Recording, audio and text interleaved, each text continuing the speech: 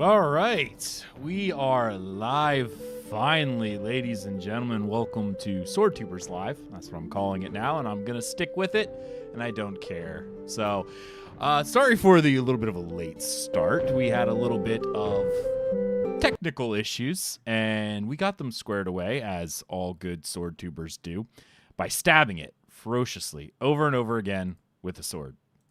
Anyway, so we've got a fun show, I think, today. Obviously, you know me. I'm Jonathan by the Sword. We once again are joined by Tempest Blade Argus. Tempest, how are you, buddy? Doing pretty good. Excellent, excellent. That's mostly English. Mostly English? Yeah, I'm iffy on English as well, so we'll see how it goes. I liked a bunch of your new shorts you've been doing recently as well, with your Christmas hat on, very festive. And he also does these tape can things, and I keep watching and I go, I feel like that would be a great use, but I'm really worried about like damaging my swords because I'm a baby about that kind of thing. So I haven't done it yet, but I will eventually. Maybe with one of the swords I hate. I do have a couple of those. All right. We also are joined once again by Emblem Arms and Luke. How are you? Good. Thanks for having me on. In case you guys are wondering who held us all up with technical difficulties, it was Jonathan. It was all. I'm just kidding. It was me. Nice. It was me. I'm sorry, guys. It's all good, buddy. It's all good. I'm glad we could figure it out. And we are joined by the one and only Dally Track Swords. That's what I'm calling him. Andy, how are you? Hey, thank you so much for inviting me. You guys had such an awesome time last time. I really enjoyed watching Luke and Emblem and yourself, John, having a chat, and our missing last combatant. So I'm happy to be the replacement, the call-in pinch hitter that you've called this time. So hopefully we'll be able to stir up some good sword-related talk for tonight. Excellent. Yes, I've had wonderful co-hosts, and my whole goal with this entire kind of show is I'm a bit of a live streamer at heart. I like being social. I like doing this stuff, and I like joining with the rest of the community. So I'm slowly making my way around the community of people who are interested in joining and saying, hey, let's talk, so people, if they don't know who you are, might get an opportunity to find other Swordtubers out there, because I know there's a lot of people. There's one person in particular, I won't give their name, but they found me the other day on a live stream, and they mentioned following one of my all-time favorites, absolutely all-time favorites, Scalagrim. But they're like, well, I don't really know anyone else. You know, I didn't know other people do this kind of thing. So it's like, ooh, well, I have a show for you, because there are a lot of us out there. Wait a second. You say you like being social and you want to talk to sword nerds? It's a bit of an oxymoron. I get it. And no, but you're correct, because despite the reputation, the community on the whole is actually rather welcoming. So I think that what you're doing is a good service, because we have a real fun community, and it's nice to be able to get together even if we're kind of scattered to the winds. So thanks for being the host and shedding a bit of a light on even this kind of small niche within a niche. Gallister's a good friend of mine. He's a part of my little gaming group, and I've met him in real life. Fantastic dude. He goes, advice to live by: find someone who looks at you the way these four look at medieval weaponry. I'm like, yeah, that's true. I often get in trouble because I like to hold my swords and caress them. But my girlfriend gets jealous, so I started naming it after her. So when I go, oh, I love you, she'll be, oh, you talking? Oh, you're in the room. Oh, it's a survival mechanic. That's all it is. Survival right off the bat. When your girlfriend looks through your phone and she says, like, all these are pictures of swords. Yeah, right. looks through my browsing history and just finds swords all over the place. Like, what is this guy into? Yeah, that's accurate. You will not speak ill of Esmeralda. That's right. Awesome. Well, before we get going, let's go ahead and have Andy tell us a little bit about yourself, because we all had our introduction about what got us into swords in the first one. So it's your turn. You're in the hot seat. All right, since I didn't make it last time, I get to and feel free to interrupt me and ask questions in case my answers sometimes lead to more confusion and additional questions. I did not get into swords originally. I got into whips originally. Um, I grew up in the '80s and cut my teeth on things like Zorro and Indiana Jones, etc. And so when I came of age in the 90s and started to have discretionary income, and things like eBay came around and you could just blow whatever little income you had on whatever you wanted from anywhere in the world. I started buying bullwhips, stock whips, all sorts of things that I could do target work on, and I can still, probably blow out a candle from 15 feet away with a long, um, you know, 12, 14 plat stock whip. Um, but at the time, it was quite pricey. There weren't that many good whip makers. I bought a couple real nice ones when I went to Cairns, Australia, and I was trying to collect them, but at the time, a good whip ran, $800 to $1,000. And again, this is mid to late 90s. And I realized I could buy 2 to 3 swords for the same price as a single whip. And the economics of it were that, oh, I'll just do that. So I was interested in all types of weaponry. So what happened? A whole bunch of things happened towards the end of the '90s. Anyone who's into pop culture knows this. So we had the rise of anime. We had the rise of Star Wars. So everyone got into Darth Maul. We had double-bladed everything. We had double-bladed axes, double-bladed flails. We had, you name it, right? And then we also had the rise of Lord of the Rings. So all of these things happened at the same time. And the group of friends, I had a wonderful group of nerdy friends. We mostly did role-playing games. To be honest, I did tabletop I'm sorry, White Wolf role-playing, so D10 systems. And I would not too many people will remember it, but I DM'd for Street Fighter, the storytelling game. So I was doing hand-to-hand type stuff, and so I got into Japanese martial arts systems based on that, mostly unarmed martial arts. But the group that I was in wanted to get into Dungeons and Dragons eventually. Sure, why not? Lord of the Rings is coming out, and so I would sit down at the table while everyone was trying to figure out who earned what loot from what dungeon we had just crawled through, and I would open up the book and I would say, these tables aren't right. The axe isn't the right weight. The longsword doesn't correspond to a longsword. The Gisarm Volge doesn't sound right. And so I wanted to create tables that would more accurately reflect all the weapons that were being described in the player handbook. And I would sit there by hand with like a ruler and pencil and paper and draw out what the actual weapons were based on historical examples. And I have those papers somewhere, like the individual like infographics of not actual Dungeons and Dragons. It was the non-unionized Mexican equivalent called Hackmaster by Ken Zerko. And so that's what I did. And eventually my friends got into Society for Creative Anachronism, SCA Combat. They wanted to, they didn't have the funds or they needed help buying swords. I would buy swords for them. They wanted to do like rapier and Viking combat. I was into Japanese stuff. There's some very old footage of me doing some combat where I am doing kendo against rapier fencers that were my buddies at the time. It's pretty funny, the East versus West matches, but I haven't done any real fencing like that in probably 25 plus years. And yeah, I started collecting mostly wall hangers, but eventually proper swords probably 20 something years ago. And it wasn't really until I got into the likes of guys like Scalagrim, eventually Matt Easton, even I'll give Lindy Beige the nod too, because they really started to correct my ideas as to what swords and swordsmanship really were all about. And I got a real hunger and thirst for what it was like to be interested in swords in a kind of scholarly way. And haven't really looked back. Been collecting swords for 20 plus years, and the rabbit hole continues to go deeper and deeper and deeper and deeper. There's lots of other facets to it, but that's probably a lot. It's funny because people our age, because I think you and I are very similar in age. We'll just put it that way. Old.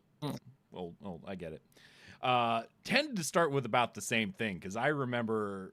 Now I love swords from a very, very young age. Like I think when I first showed it, I showed the wooden sword my father made me when I was like 4.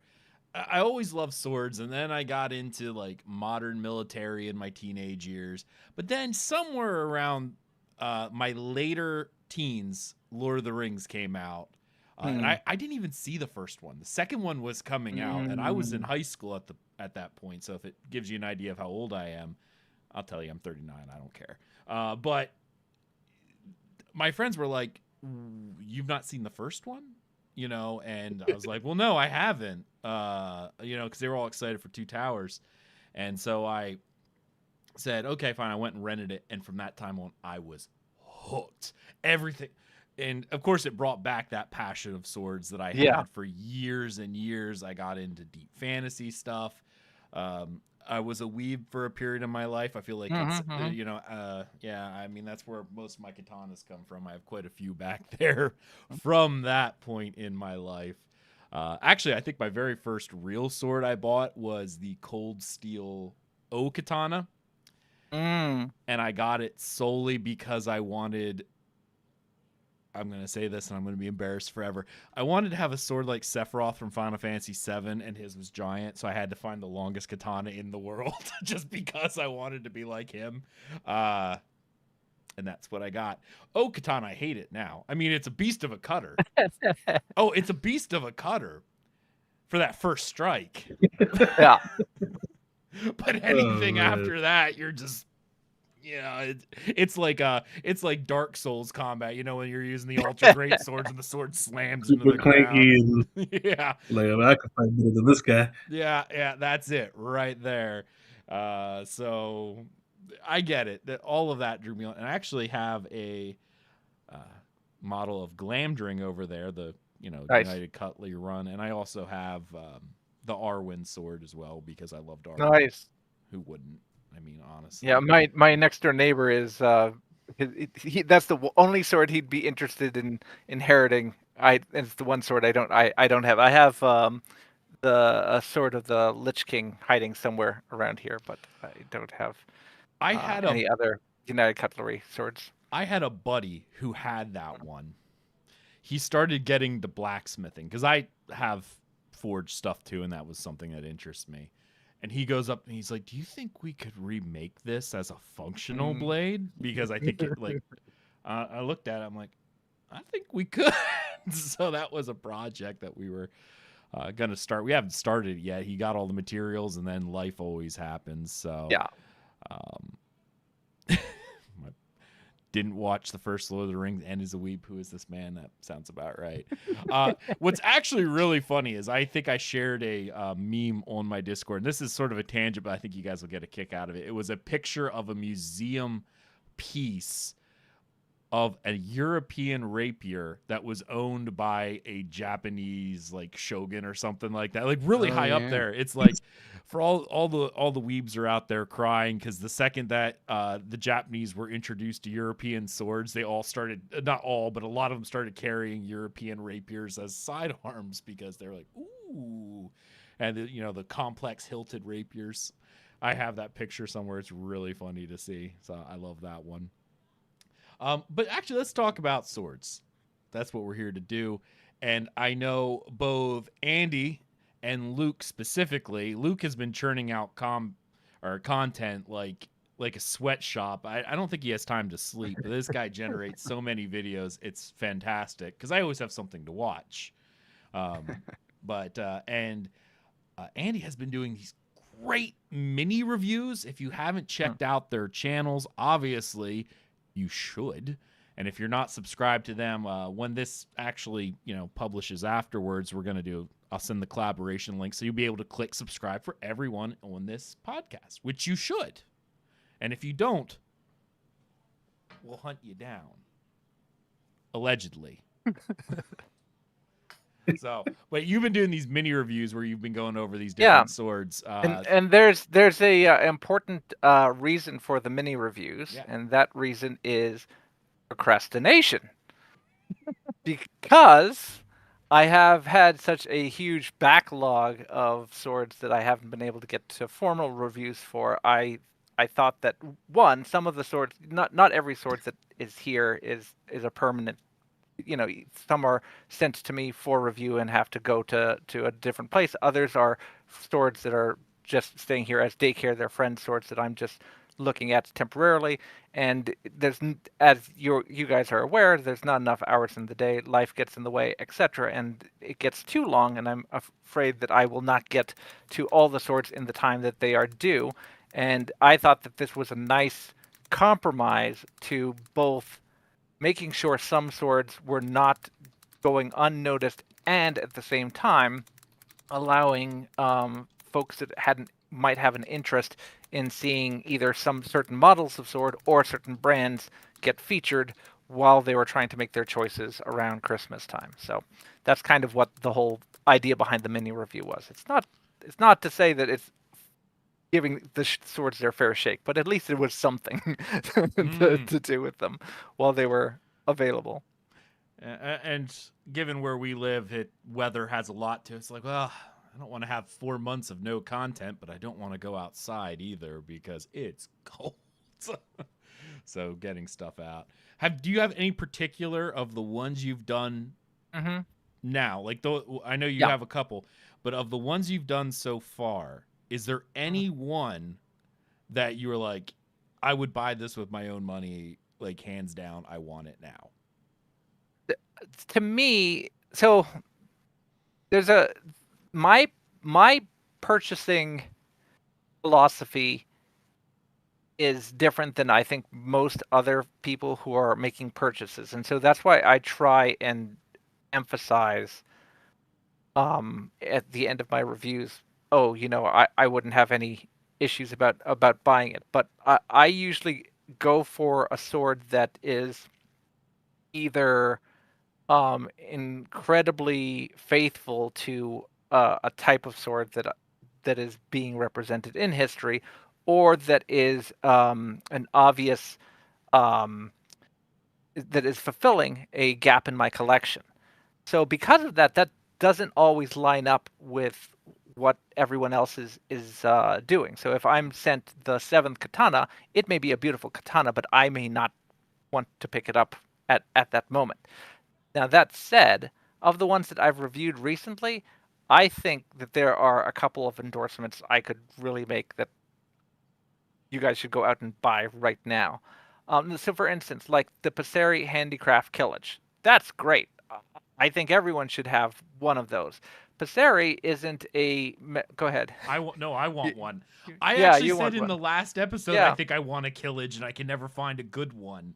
So I cannot endorse Passeri enough. Every time I pick up one of his swords, I'm just in love all over again. But Passeri is what I call a semi-custom smith, meaning that he can do both custom commission work, but he basically has models and he produces them, and it's the same sword kind of over and over and over again. But he's a one-man show. He's not like Windless or LK Chen, where he's doing them in batches of 30 and he has them ready to go.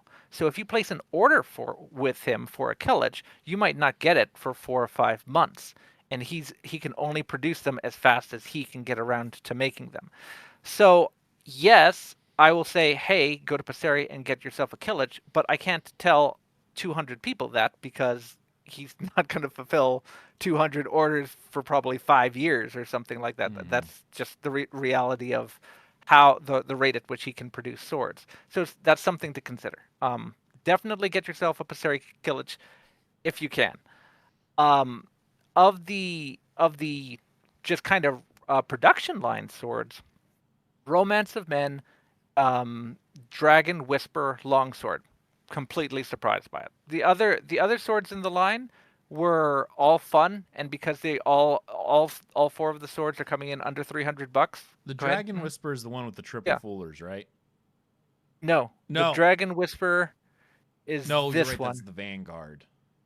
Oh, This one right here. Yeah. Oh, hey, there we you go. got it there. You got it right there. Looking at that one. So Luke, I'll let Luke say his piece as soon as I'm done talking my piece. But I got to experience all four. All four are riffs on medieval designs. Mhm. I consider them fantasy swords, but they're pretty close. They're historically grounded, and they're just playing with the ideas of medieval concepts. The Vanguard feels it's a little stubborn. I know you like the look of it, John, but it's a little it's for someone who's got a lot of muscle. You're stronger than I am, so maybe you'd enjoy it more than I would. The Windlash looks awesome, but I think needs to have a fuller put in it in order to really come alive in someone's hand. The Aquila is okay. It's all right, but I think it can't decide if it's a bastard sword or an arming sword, and so as a result, it's kind of hanging out in the middle ground. The Windlash, however, it's a beautiful, perfect longsword, and it's less than $300, which is unheard of. It's like so much sword for such a great price, and it's going to perform spectacularly. Like, people always are asking me, it's like, I want to go into, get into swords. I need a longsword, but I can't pay $500. What do I get? And I normally have terrible options to send them to. This is a perfectly functional longsword for less than $300. It's amazing. Like, how can I not say it's a spectacular sword? Luke, please add your thoughts on it. I think you summed it up great. As soon as I saw them, I saw that they were posting European style swords. I looked them up, and the one that immediately drew my attention was the Dragon Whisper one, and so I was like, okay, I'm gonna get one of those. And I reached out to them, and it's on a side note, it's kind of funny because I was like, hey, I wanna review some of your European models, and they're like, oh, hey, are you interested in reviewing one of our katana? Here's our sharpest one, and I was like, no, what are some things about these like European swords? And I was like, and then they said like, we're gonna send you our sharpest katana, and I was like, wait, what? And I was like super confused. And then they ended up sending me that one, and I was like, oh wow, okay. But yeah, so the best bang for buck for longswords, that's like the Dragon Whisper longsword has got to be one of the better ones. Personally, I am conflicted on here. Let me just grab it real quick. Sure. And I don't know because I haven't handled more than one of these, so maybe you can tell me your experience with it. But this wire wrap here, and actually, Jonathan, if you show your 20A that you have, both of them have a wire wrap and in the same place. But I can tell you from my experience of having, where's the other one? I don't know where the other one is right now. But the wire wrap on the one that Jonathan has is a little bit more fine. Like the individual wires are smaller, and so on that one, it doesn't feel as abrasive in the hand. To me, this could just all be like personal stuff. So when I was trying to do like trick cutting with this and moving really fast, it was kind of abrasive just on on my index finger for some reason. I don't know why that was. That could have just been my bad technique, or I'm not 100% sure. But I imagine if you're wearing gloves or doing something like that, it's probably not going to be an issue at all. And I imagine it probably wouldn't be that hard to take the wire off if you didn't like the wire. But I don't know. That was the only thing where I was like, I don't know if I like this one tiny piece, but everything else is phenomenal. You know how thick of wire it is? Because this looks like almost double strand wire, to be frank, on this one. Yes. So you, John, you have the Swordier 1010 Type 20 longsword behind you 1013. somewhere, correct? Oh yeah, 1010 right here. The big one, right here. right? Yes. Yeah. So you'll see that is single strand wire. Yes. On there. So that is a critique I have because that is not historical for the period. You see that type of wrap on, let's say, look at you and your babies and your that any viewer, that is the face of a happy man right there. Yeah. Okay. I'm not gonna lie. Yeah. That is a man in his element. So, quick history lesson. When whoever was designing that, maybe they did it out of affordability or what have you, but if that was a design choice, they were probably looking at migration period or Viking era swords, because that's where you see single wire wraps on grips like that. You do not see them in late medieval, early Renaissance grips, or if so, it's incredibly rare. So for the period you're interested in, Luke, or we're looking at bastard swords and the like, the correct type of wire wrap is a double wire braided. So this is correct.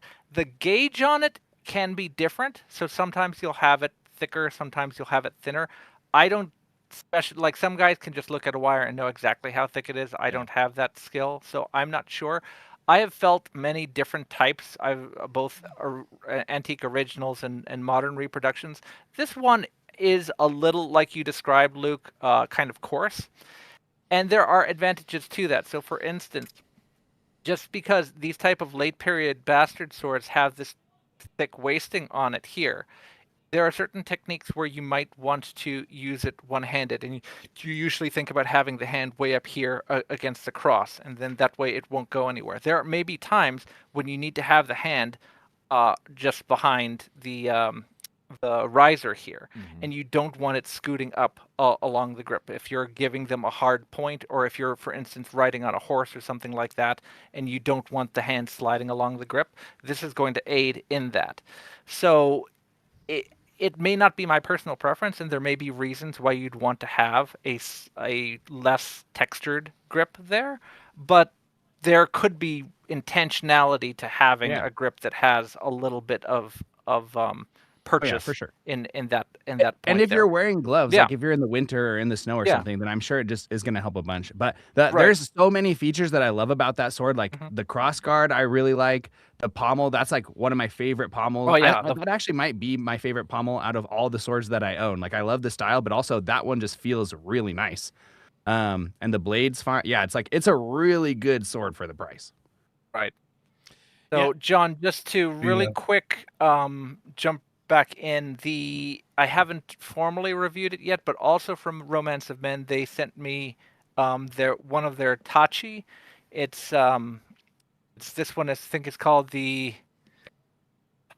can never remember. I think it's called the Haibana tachi, and it's again the same price point, just under $300. I'm going to be hopefully before the end of the year having a stream with a Nihonto collector who specializes in tachi, and this sword hits a lot of things right, especially for its price point. Yeah, it looks really good.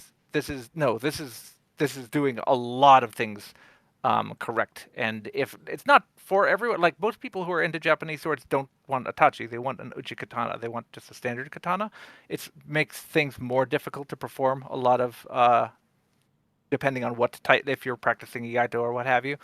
But if you're into this sort of thing, definitely would be one to check out. From Swordier, I would probably endorse the floral falchion. It's difficult to keep track of if they've updated that line or not. It's hard for me to keep. Alex is constantly updating models, and so I don't know what's the latest version of anything. So I don't know if the one I have is the most recent one that he's currently selling.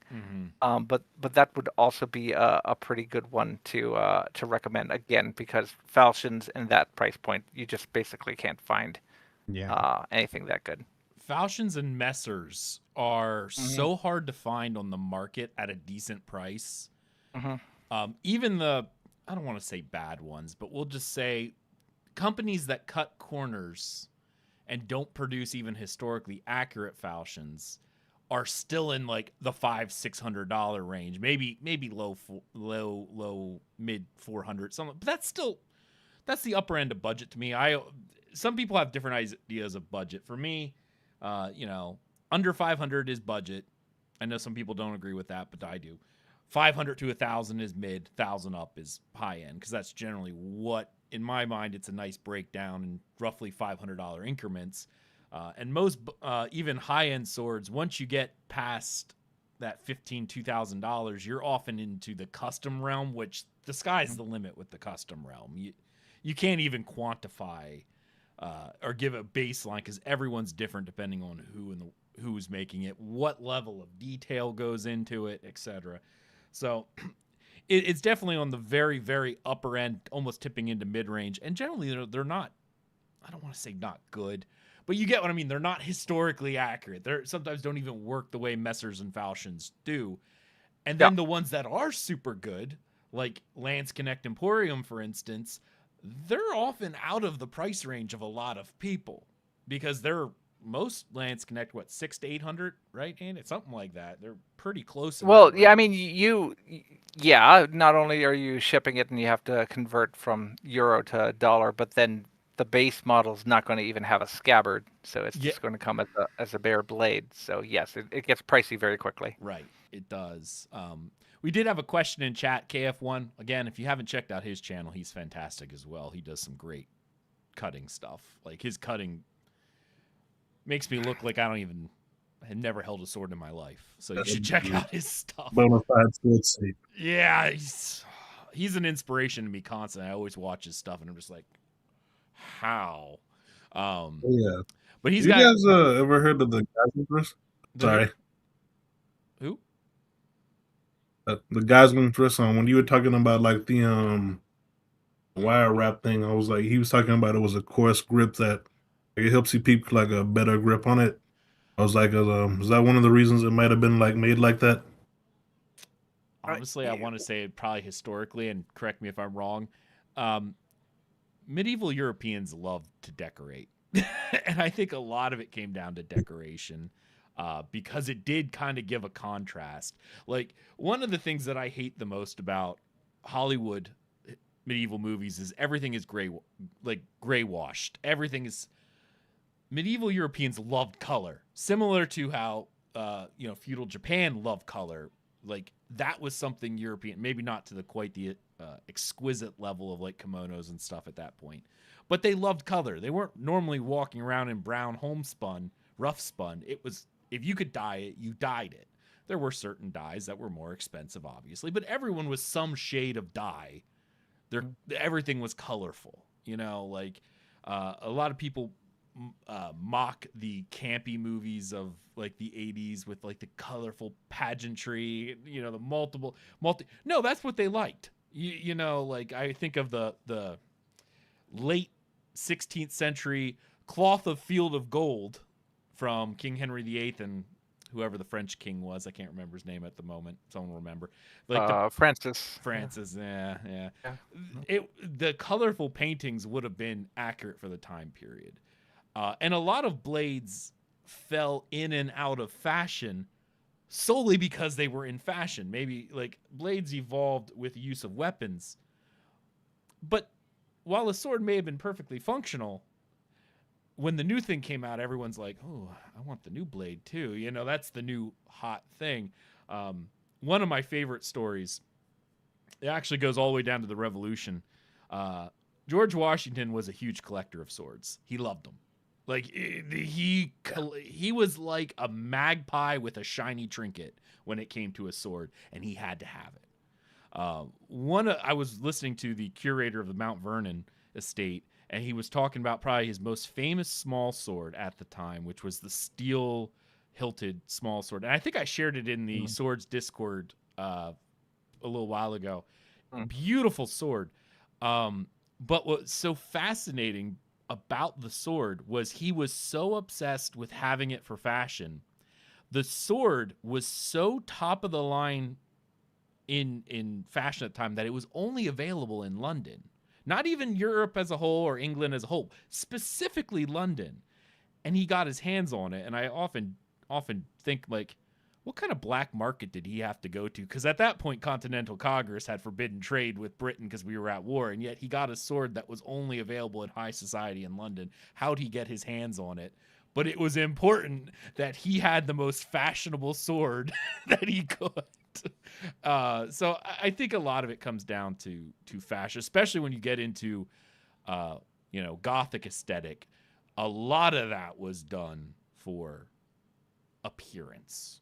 It was a big thing. I don't think it often serves. I honestly, I like wire.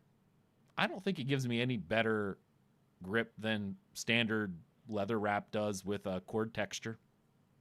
I don't. No. Everyone's just silent with that. All right, cool. No, cool. Yeah. As for let me grab the 1013 here. This is the wire we talked about. This wire is about as thick as the wire on the 1010 model, but the 1010, like you said, is single braid wire. This is double braid wire. Mm-hmm. And I actually really like it. It feels good. My one complaint, and it has nothing to do with this, but this is how fine the wire is. So they do stitching on this. You can actually feel the stitching come through the wire because of how tiny the wire actually is. This is fine wire. Oh, yeah, you totally can. Yeah. But Tempest, you can see how. Just put the whole grip on camera again. You can see No, just push it back a little bit further. So, John, you can see on Jen's camera exactly how two-toned that is. So even at distance, that makes for a really pretty effect. Mm-hmm. Have it, the kind of like a black and white cookie. Yeah. Where you have it from far away. That's going to be really pretty hip candy, and that's definitely among the thoughts for why you would do something like that. When you get to things like rapier, you have the entire grip covered in wire, but when you're doing half of a sword like that, sure. Even that's this definitely fluted some of the handle, idea. there's no reason to do it other than decoration. a round clubbed thing here would have been fine. It would have served the purpose, but they fluted this in German style because of decoration. There's no tactical purpose to making this look like rope, but it's candy. And people like that. This was the bling of the day, a sword that had something like this. Yeah, it's a real bummer that swords have fallen out of fashion because I'll try to go on a walk every so often, and going on a walk just by itself, it's like seems a little tedious. But if you go on a walk with a sword, now you're going on an adventure. But it's not socially acceptable for me to do that. So I just have to go on my walk normal without my swords, knowing that I could have had a sweet accessory, but I'm not. My neighbors would look at me weird if I went out with my sword. I said the same thing the other day. I went to a Ren fair and I had one sitting on my head, and I'm walking around. And I'm like, someone's asked me, like, is it heavy? I'm like, no, I don't really notice it, but something just feels right. I don't know what it is, but just something feels right with having a sword right here. Yes. It's a tragedy. What was KF going to ask? Oh, yes. KF was going to ask us a question. He goes, question for viewers. What's up with Romance of Men selling swordier blades, or as it looks? I'm not against that, but wondering if the mount or anything is different. I actually am going to do a collab video with somebody later on where we're gonna talk about some stuff.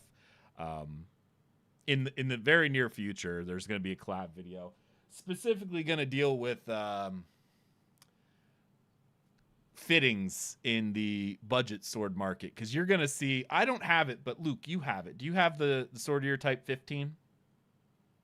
The new one? Yeah, do you have the Type 15 that you did for the video? The one? Oh, yeah. I do have it. It's not in this closet, though. Okay, fine. I could go get it if you want. No, it's fine. It's fine.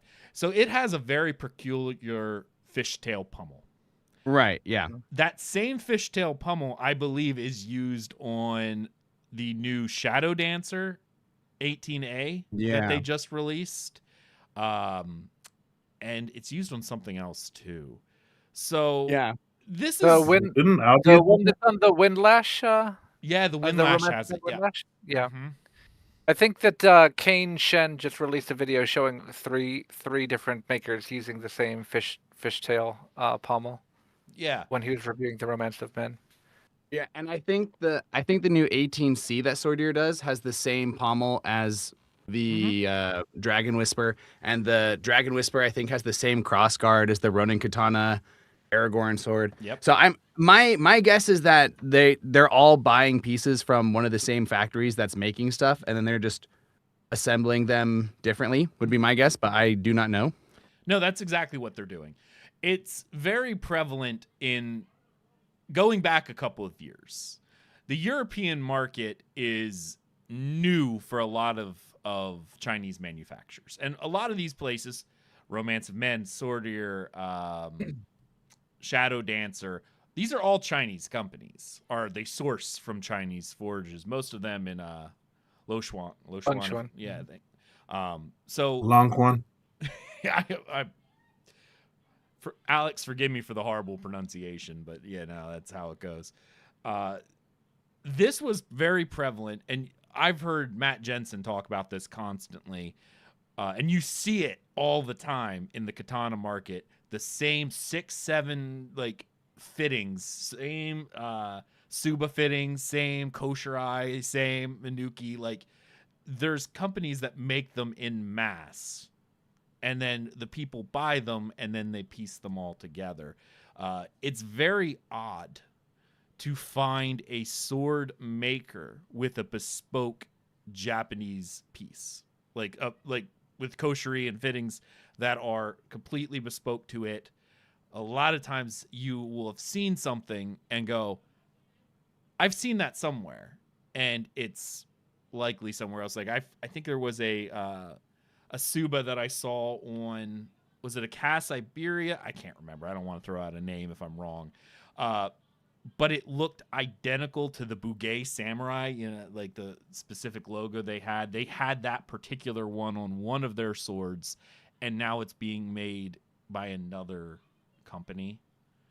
So I do think, again, that's the same way with the sword market. In fact, actually, if you look at a lot of the blades, I think they're all sourced from mostly the same forge and then shipped out to the various companies that sell them.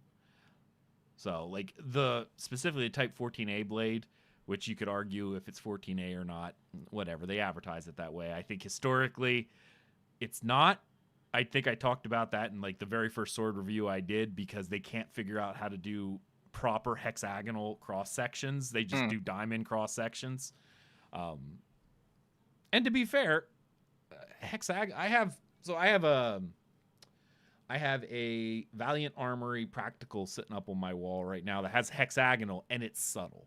Like it's hard to, like, you're looking at, maybe if I cross-section this, I'd be able to see it better. But from a surface level, it's really hard to see the very, very subtle flat plane transitioning into a very, very gradual plane out to the tip or out to the edge.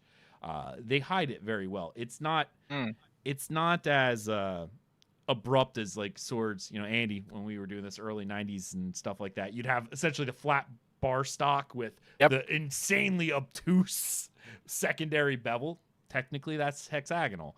Ugly, but it was. A lot of newer makers have made it way more gradual, so it's harder to really determine it. And when you look at it without actually handling it, which is what I think a lot of these Chinese producers are doing, they're looking at the blade in pictures and going, I think I know what that looks like. And they pair it with whatever their closest analog would be, which in this case would be like Chinese Yan. They had diamond cross sections, if I recall correctly. Andy would probably know more than me. Very, very common. Yes, the later period gen have diamond cross sections, so that's a familiar style. Right, and they're able to transition that very easily over because they already kind of know how that works.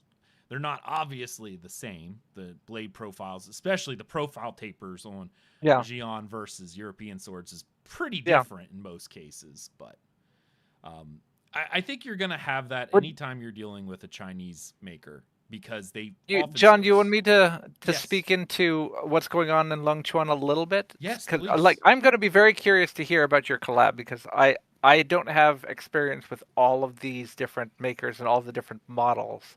But in the last 3 years or so, obviously there's been an influx of European made European designs from Chinese makers onto the market, which generally have been improving. They've been getting better compared to what we have before.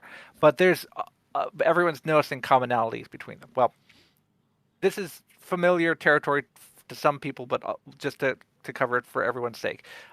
Mind you, I have not been over there. I do have friends like the Scholar General who are over in China who have more familiarity with the territory. I've pieced things together by talking to LK Chen, KK, and some of my other swordmaker friends who are over there. Now, in China, there is a continuing tradition of sword making. You find this in places like India and Pakistan to a degree. This is not how we have it in the West. So in the United States, in England, in places like Germany or Poland, you can find an individual smith, or you can find a shop like Albion that will produce swords, either an individual sword or batches of sword designs, and everything is thought up of in-house, or someone comes up with the design, can you make this for me, and they produce it, and they pretty much do everything. They might source the metal or the individual raw materials from outside, but usually they're doing it all in-house, and then the sword comes out of the shop. And that's pretty much how it is. If you talk to Valiant Armory, if you talk to Albion, if you talk to Paul MacDonald in Scotland, that's how the swords are produced in the West. Even the Eastern European makers, that's pretty much how it's done. In China, you basically have the old school way of doing it, where you have an entire city whose industry is sword making, just like you have a city that might be dedicated to textiles or a city that's dedicated to pottery. They have a government contract where they are allowed to produce swords, and where the way that they are able to export swords is by who is dining with who and getting the preferential tax breaks and shipping rights, etc. So it has to be done all correctly per who knows who. And so you'll have major players, be it the owners of these groups, that are able to put the correct craftsmen together in order to put a sword together. But it's not one shop. Even if we say let's just pick Swordier, I'm not actually saying Swordier, but we're just using it as an example. Swordier doesn't have one shop that's making all of their swords.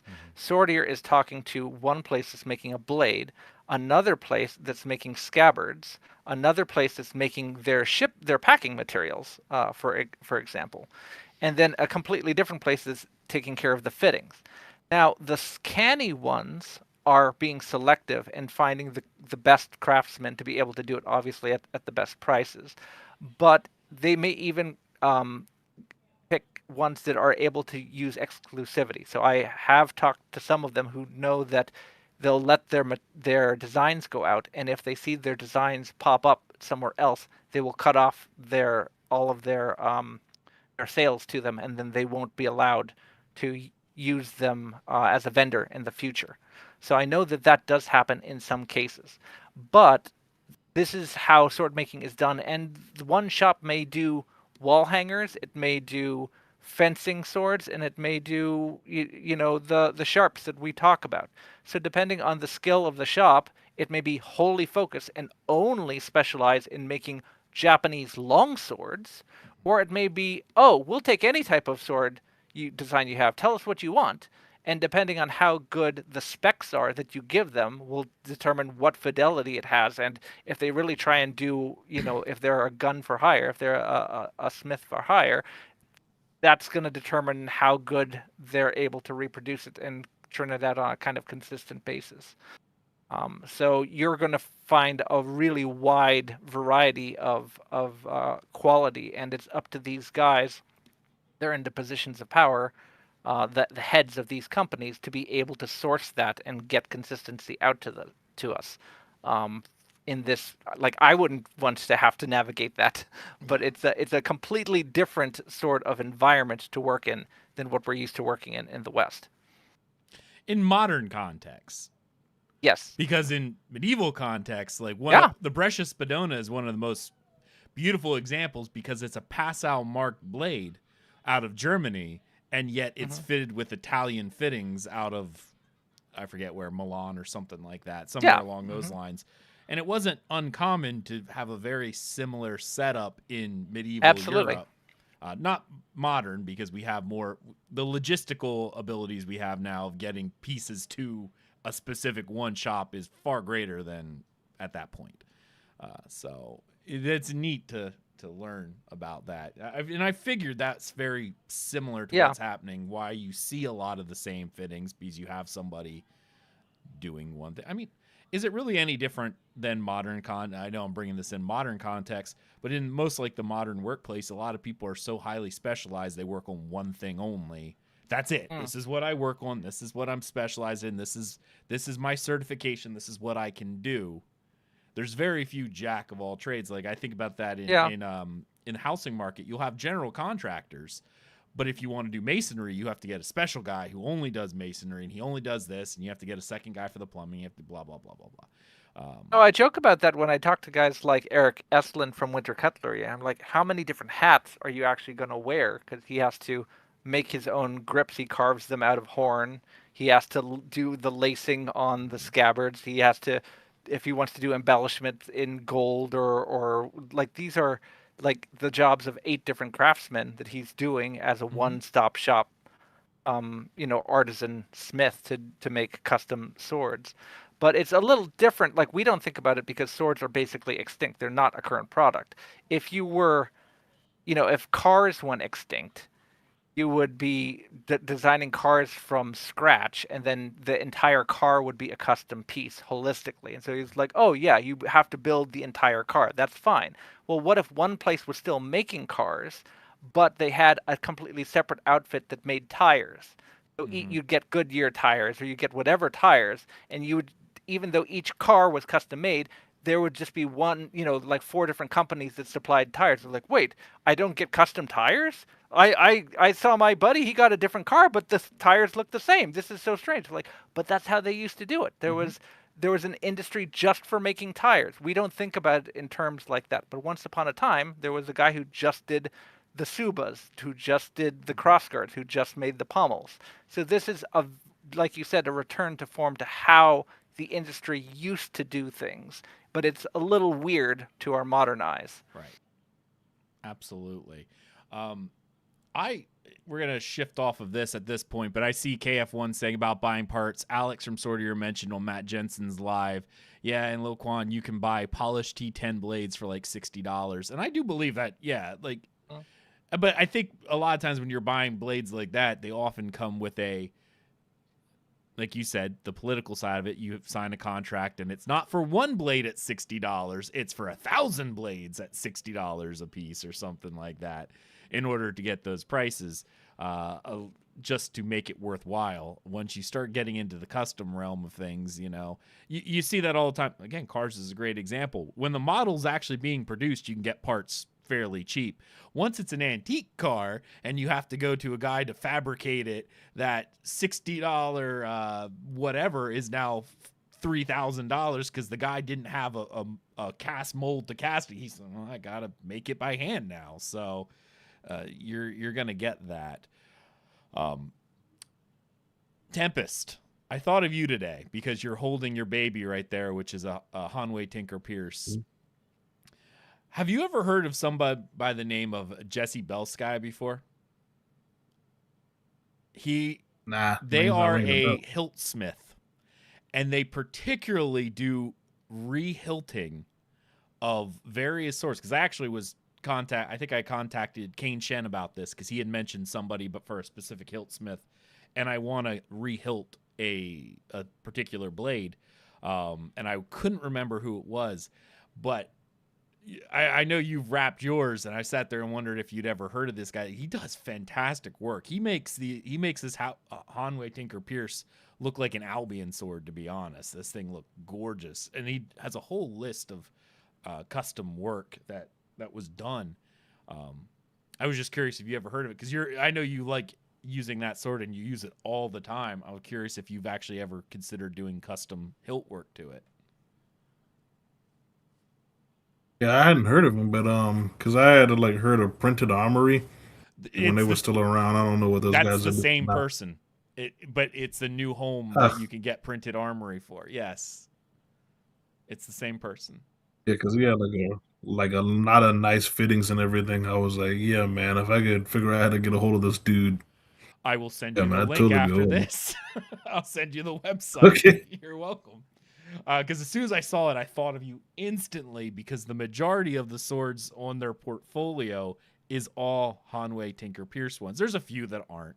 Apparently, if you do custom, they'll do anything for you. But those are the most popular because, again, they're easy to disassemble due to the hex nut. You take that off the thing, and he can do whatever he wants.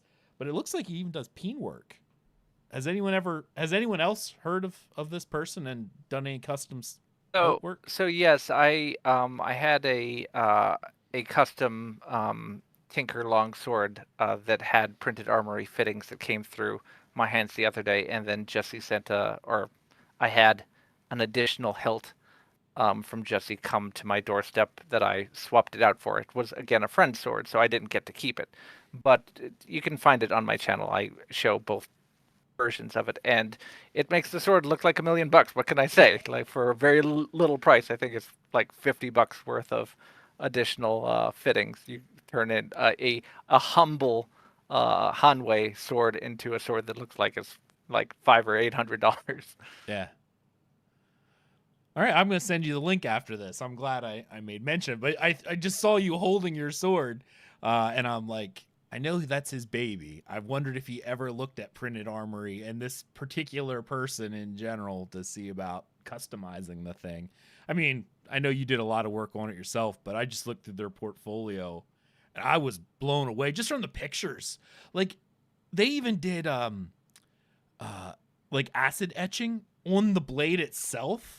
Like on the put a like, it was so neat because when you look at the sword, like up and down the blade, he acid etched. I'm assuming, maybe even laser etched. I don't know. I'm assuming acid etched, but I guess laser a particular design all the way down the blade, and I'm like, that looks nice. I don't know if I'd want to etch a sword because you're immediately creating a weak spot, maybe a fairly minor weak spot, but anywhere time you take material away.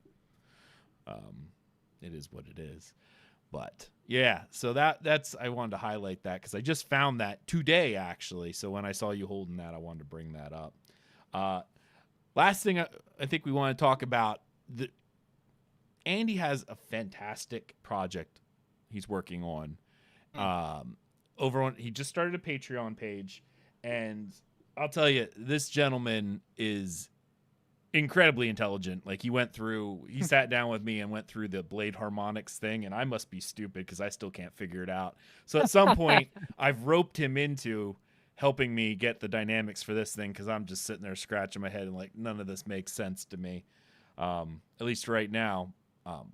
But we sat down, had an initial conversation, and it was great. And you've been doing a ton of research on some pretty unique swords, and I actually want you to get one because your custom one, if you still have it, the Byzantine, what are they called? Par something or another? Paramarian? Yes. Yeah. Yes. I was always fascinated with that sword. Oddly enough, it's in Mountain Blade Bannerlord, if you're interested. They have a good example of it there, and I've seen it in a lot of relief paintings and stuff, and tile work from Byzantine era type relics. So I was really fascinated with that particular sword, and I know you've worked with, there was another gentleman you had on where you did a live stream together talking about the history. Evan Schulzeis, sorry, it's hard to pronounce his last name. Sorry, Evan. Evan is a spectacular resource when it comes to all things Byzantine history related, and he helped me get access to a bunch of resources that I didn't have for some of the finds, because it's really interesting. We have a bunch of references to Paramaria in the text, but it's a very difficult to pin down term. The term changes over time a little bit, and even if we see it written down, we don't necessarily know what it corresponds to. And so when you go and dig up swords, you're like, well, is it this one or is it that one or what have you? And so there's probably only 2 or 3 swords that you could confidently say, oh, this is definitely would be what they considered a Paramarian. That's what Evan was explaining, at least in the Roman sense. He's, I think, a fan of it, of saying that we need to expand the definition and it be used for swords that could have been developed and created outside of Rome, or not have traditionally Roman fittings, but still have been used inside of Rome. So there's a lot of cultural exchange from folks in what would have been called near Asia. So a kind of either backsword or saber from the 9th and 10th century, kind of. Interesting. It's a really cool kind of sword, and the designs that we came up with to be produced under Cold Claw blades, Sam, the smith who was able to work with me.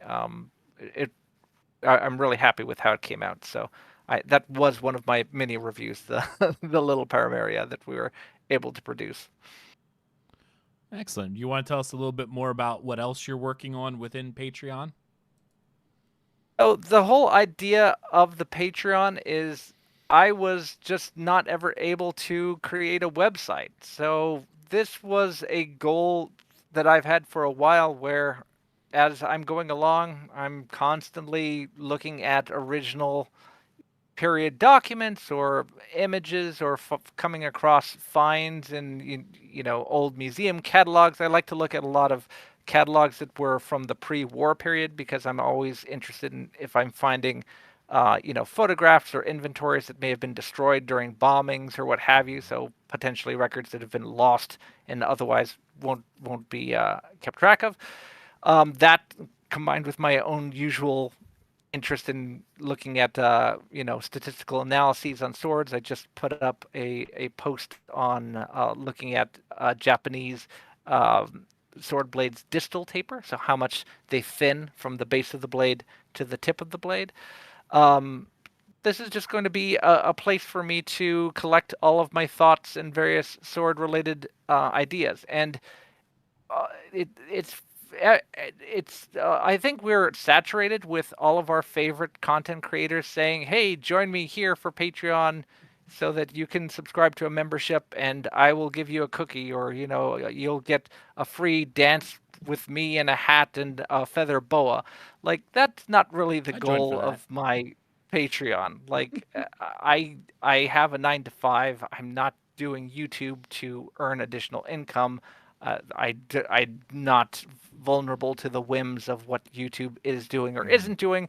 It hasn't paid me enough for it to matter yet. A YouTube video doesn't earn me enough to buy a piece of tatami. So this is really intended to be a free service. I'm going to be putting all sorts of fun stuff up there. Like I will have a little paid section, but if that's only if someone wants to chip in, and then if we actually accrue any funds that way, then we can put it all together. And then I will go and splurge on something that I usually wouldn't buy, such as a ballistics head, or pick up some of that expensive tatami or something else. But that's all that it's for. It's not a way for me to earn additional cash. I do not need additional cash. Feel free to contribute to someone who is in need. I am not in need. You had pointed out earlier you were curious about this project. So Yes. you can't see it, but I do have a 3D printer hiding in the corner over there. And when I have too much free time, I like to do modeling in 3D and print stuff out. So one of the projects I came up with is called the Tulwarinator. I had a cap and a screw and a piece of wood. Oh no, is I it think me? you Or might have Yeah. froze. Yeah. I had many. Oh, Oh, you're good. You're good me? now. You froze still for a there? second. Yeah. All right. That was just for dramatic tension, guys. I Come know. on. You had have me on no the edge of my sense? seat. I'm like, what's going on? Do you have no sense of drama? Come here. So I had used like the top of a can and a screw and a piece of wood, and the whole idea was there were many friends. I've had many antique toolware over the year, but I have really big hands. This hand's about the size of an iPad if you just stick it like that. So if you're trying to grab a tulwar, it's only one size. You can't cheat and make it longer like on a longsword or even an arming sword. But you don't if you're buying one off of the internet, you have no idea how your hand's gonna fit. But sometimes you can figure out how big it is from here to here just by measurement. You can figure out if this is 4 inches or 4.5 inches or 5 inches. But how do you know how that corresponds to your hand? So I made something out of wood and a screw, and people liked the idea. But when I got my printer, I'm like, well, I could just make something that's adjustable that's actually tulwar shaped. So I printed it out, and now you can size it to either just right or too large or snug, and you can kind of get yourself a range of usually 1 or 2 centimeters, and you figure out what is likely to be the right size. So this is my tulwar sizer.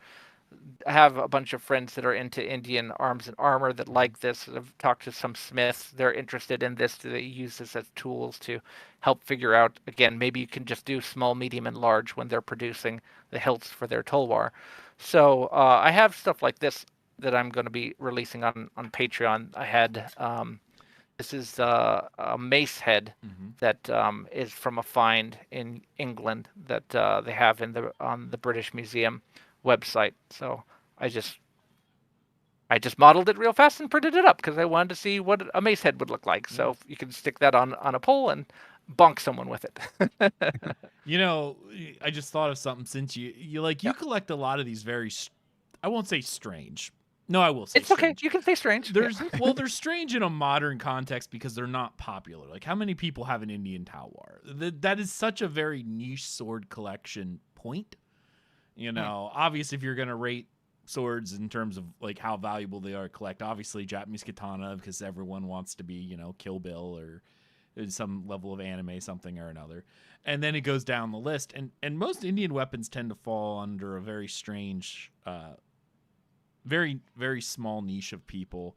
But given your love of whips, I'm surprised your favorite sword is not that unami or umami or whatever it is, the whip. Arumi? Arumi, yes, Arumi? thank you. Arumi. I hate Arumis. Yeah, I've been tempted to try and test one recently. I've talked to one of my friends who studies one, because I do think that a knowledge of how to use something like a bullwhip would probably help in learning how to use it. I have misgivings about how much they were used historically because most of the myths surrounding them suggest that they're old weapons, but all evidence suggests they are a very young weapon and only would have existed in the time since they had access to modern made steels that could behave like a flexible spring. Yes. Which means they're probably late 19th century and later. And if there are textural sources, it probably referred to something different, something that didn't look like that. So I haven't gotten into them as a result, but I have friends that do study them, and it's kind of fascinating to see how they get into them and develop them. I almost feel like I they do were have- designed as I like do a have- circus trick kind of thing, like something people It- would have it just for is- the fun of it. So Alright. this is an 19th century peidao from Qing, China that has reasonably flexible blade on it. But even this blade, you wouldn't be able to flex the way that an Arumi is. You can see that it has a very, very thick base here, Yeah. and it thins out to a really, really thin tip. Ooh. And I wouldn't want to try and flex this the way an Arumi does. So I'm not sure exactly what steel that they were using for that, but they have something in there that they would use for that. I mean, we have Can textual. I ask a question for Andy real quick? Yeah, go for it. By all means. Okay, this will kind of go along the lines of sort of like the mini reviews that you're doing. So, for my collection, well, I mostly focus on long swords myself. Because that's what I most enjoy. But 18Cs specifically. yeah, so I do enjoy European swords, but I would really love to get a Jin at some point. So I would love to hear your recommendation on what you think a good Jin would be. But also there's two swords that I've liked for a long time that I just don't know if anyone's making them. So I'm curious to know if you know of any people that make these standard or if this is going to have to be a custom order somewhere. But I would love to get a good pata if you happen to know anyone making those anywhere, or a nice falcata. Okay. I second the falcata. Okay, so pata, I'm not aware that anyone does a production model of a pata, so that's almost Correct. certainly going to be a custom order. Falcata, there are production models out there. I do not know that I would call them good. Right, yeah, I've seen So- some people make them, but I haven't seen one that look like That you'd feel looks safe worth buying. using. Well, Yeah. the problem. This is the problem. Why do you feel safe using a pata? Oh, fair. The Fair. Yeah, issue with it's the wrist breaker sword. the issue with Falcata. How do I put this? Falcata are historic falcata are almost all incredibly how do I put this? It's kind of like people want to you know the difference between like a basic longsword like the Hanwei example and like a really high-end gaudy longsword that has lots of bling and sculpture on there. Yeah. That is what surviving falcata are. Like there's no plain Jane falcata. Like falcata all had custom hilts, Ivory. had very complex geometry, had multiple fullers, had false edges. They had incredible amounts of distal taper on them. Part of the reason that Rome did not adopt the falcata or the Xephos, but they did adopt the Spanish sword, the Hispaniensis, the ensis of Hispania, the Spanish sword, was because the falcata and the Xephos are not economically viable to equip a legion of soldiers with. Not because it's not effective, it's because it's very costly Hannibal to made produce. it very effective at Candy. Yeah. So there are ones that are out there, but they're just kind of blocky, and they're just kind of like if you tried to turn a plain Jane kukri into something falcata shaped. Yeah. Now, I think that there are a couple people that are trying to make falcata in the near future. So I would maybe hold out the next 12, 18 months and see if we can get a falcata to market. I suspect one might be coming soon. Okay. So watch the space. Not my Okay. space. I have nothing to do with it. I just know of some people that are trying to get falcata to be produced. So Awesome. hopefully I want that will one. happen in the not too distant future. But like if you can't wait, there's some functional falcata out there that'll either look okay or you can cut with them and they won't fall apart on you. But historic falcata would be very expensive to produce to do it right. Usually, I think there's some ambitious people who might be able to figure out a way to do it on the cheap, and then we'll be able to have access to a good falcata. We shall see.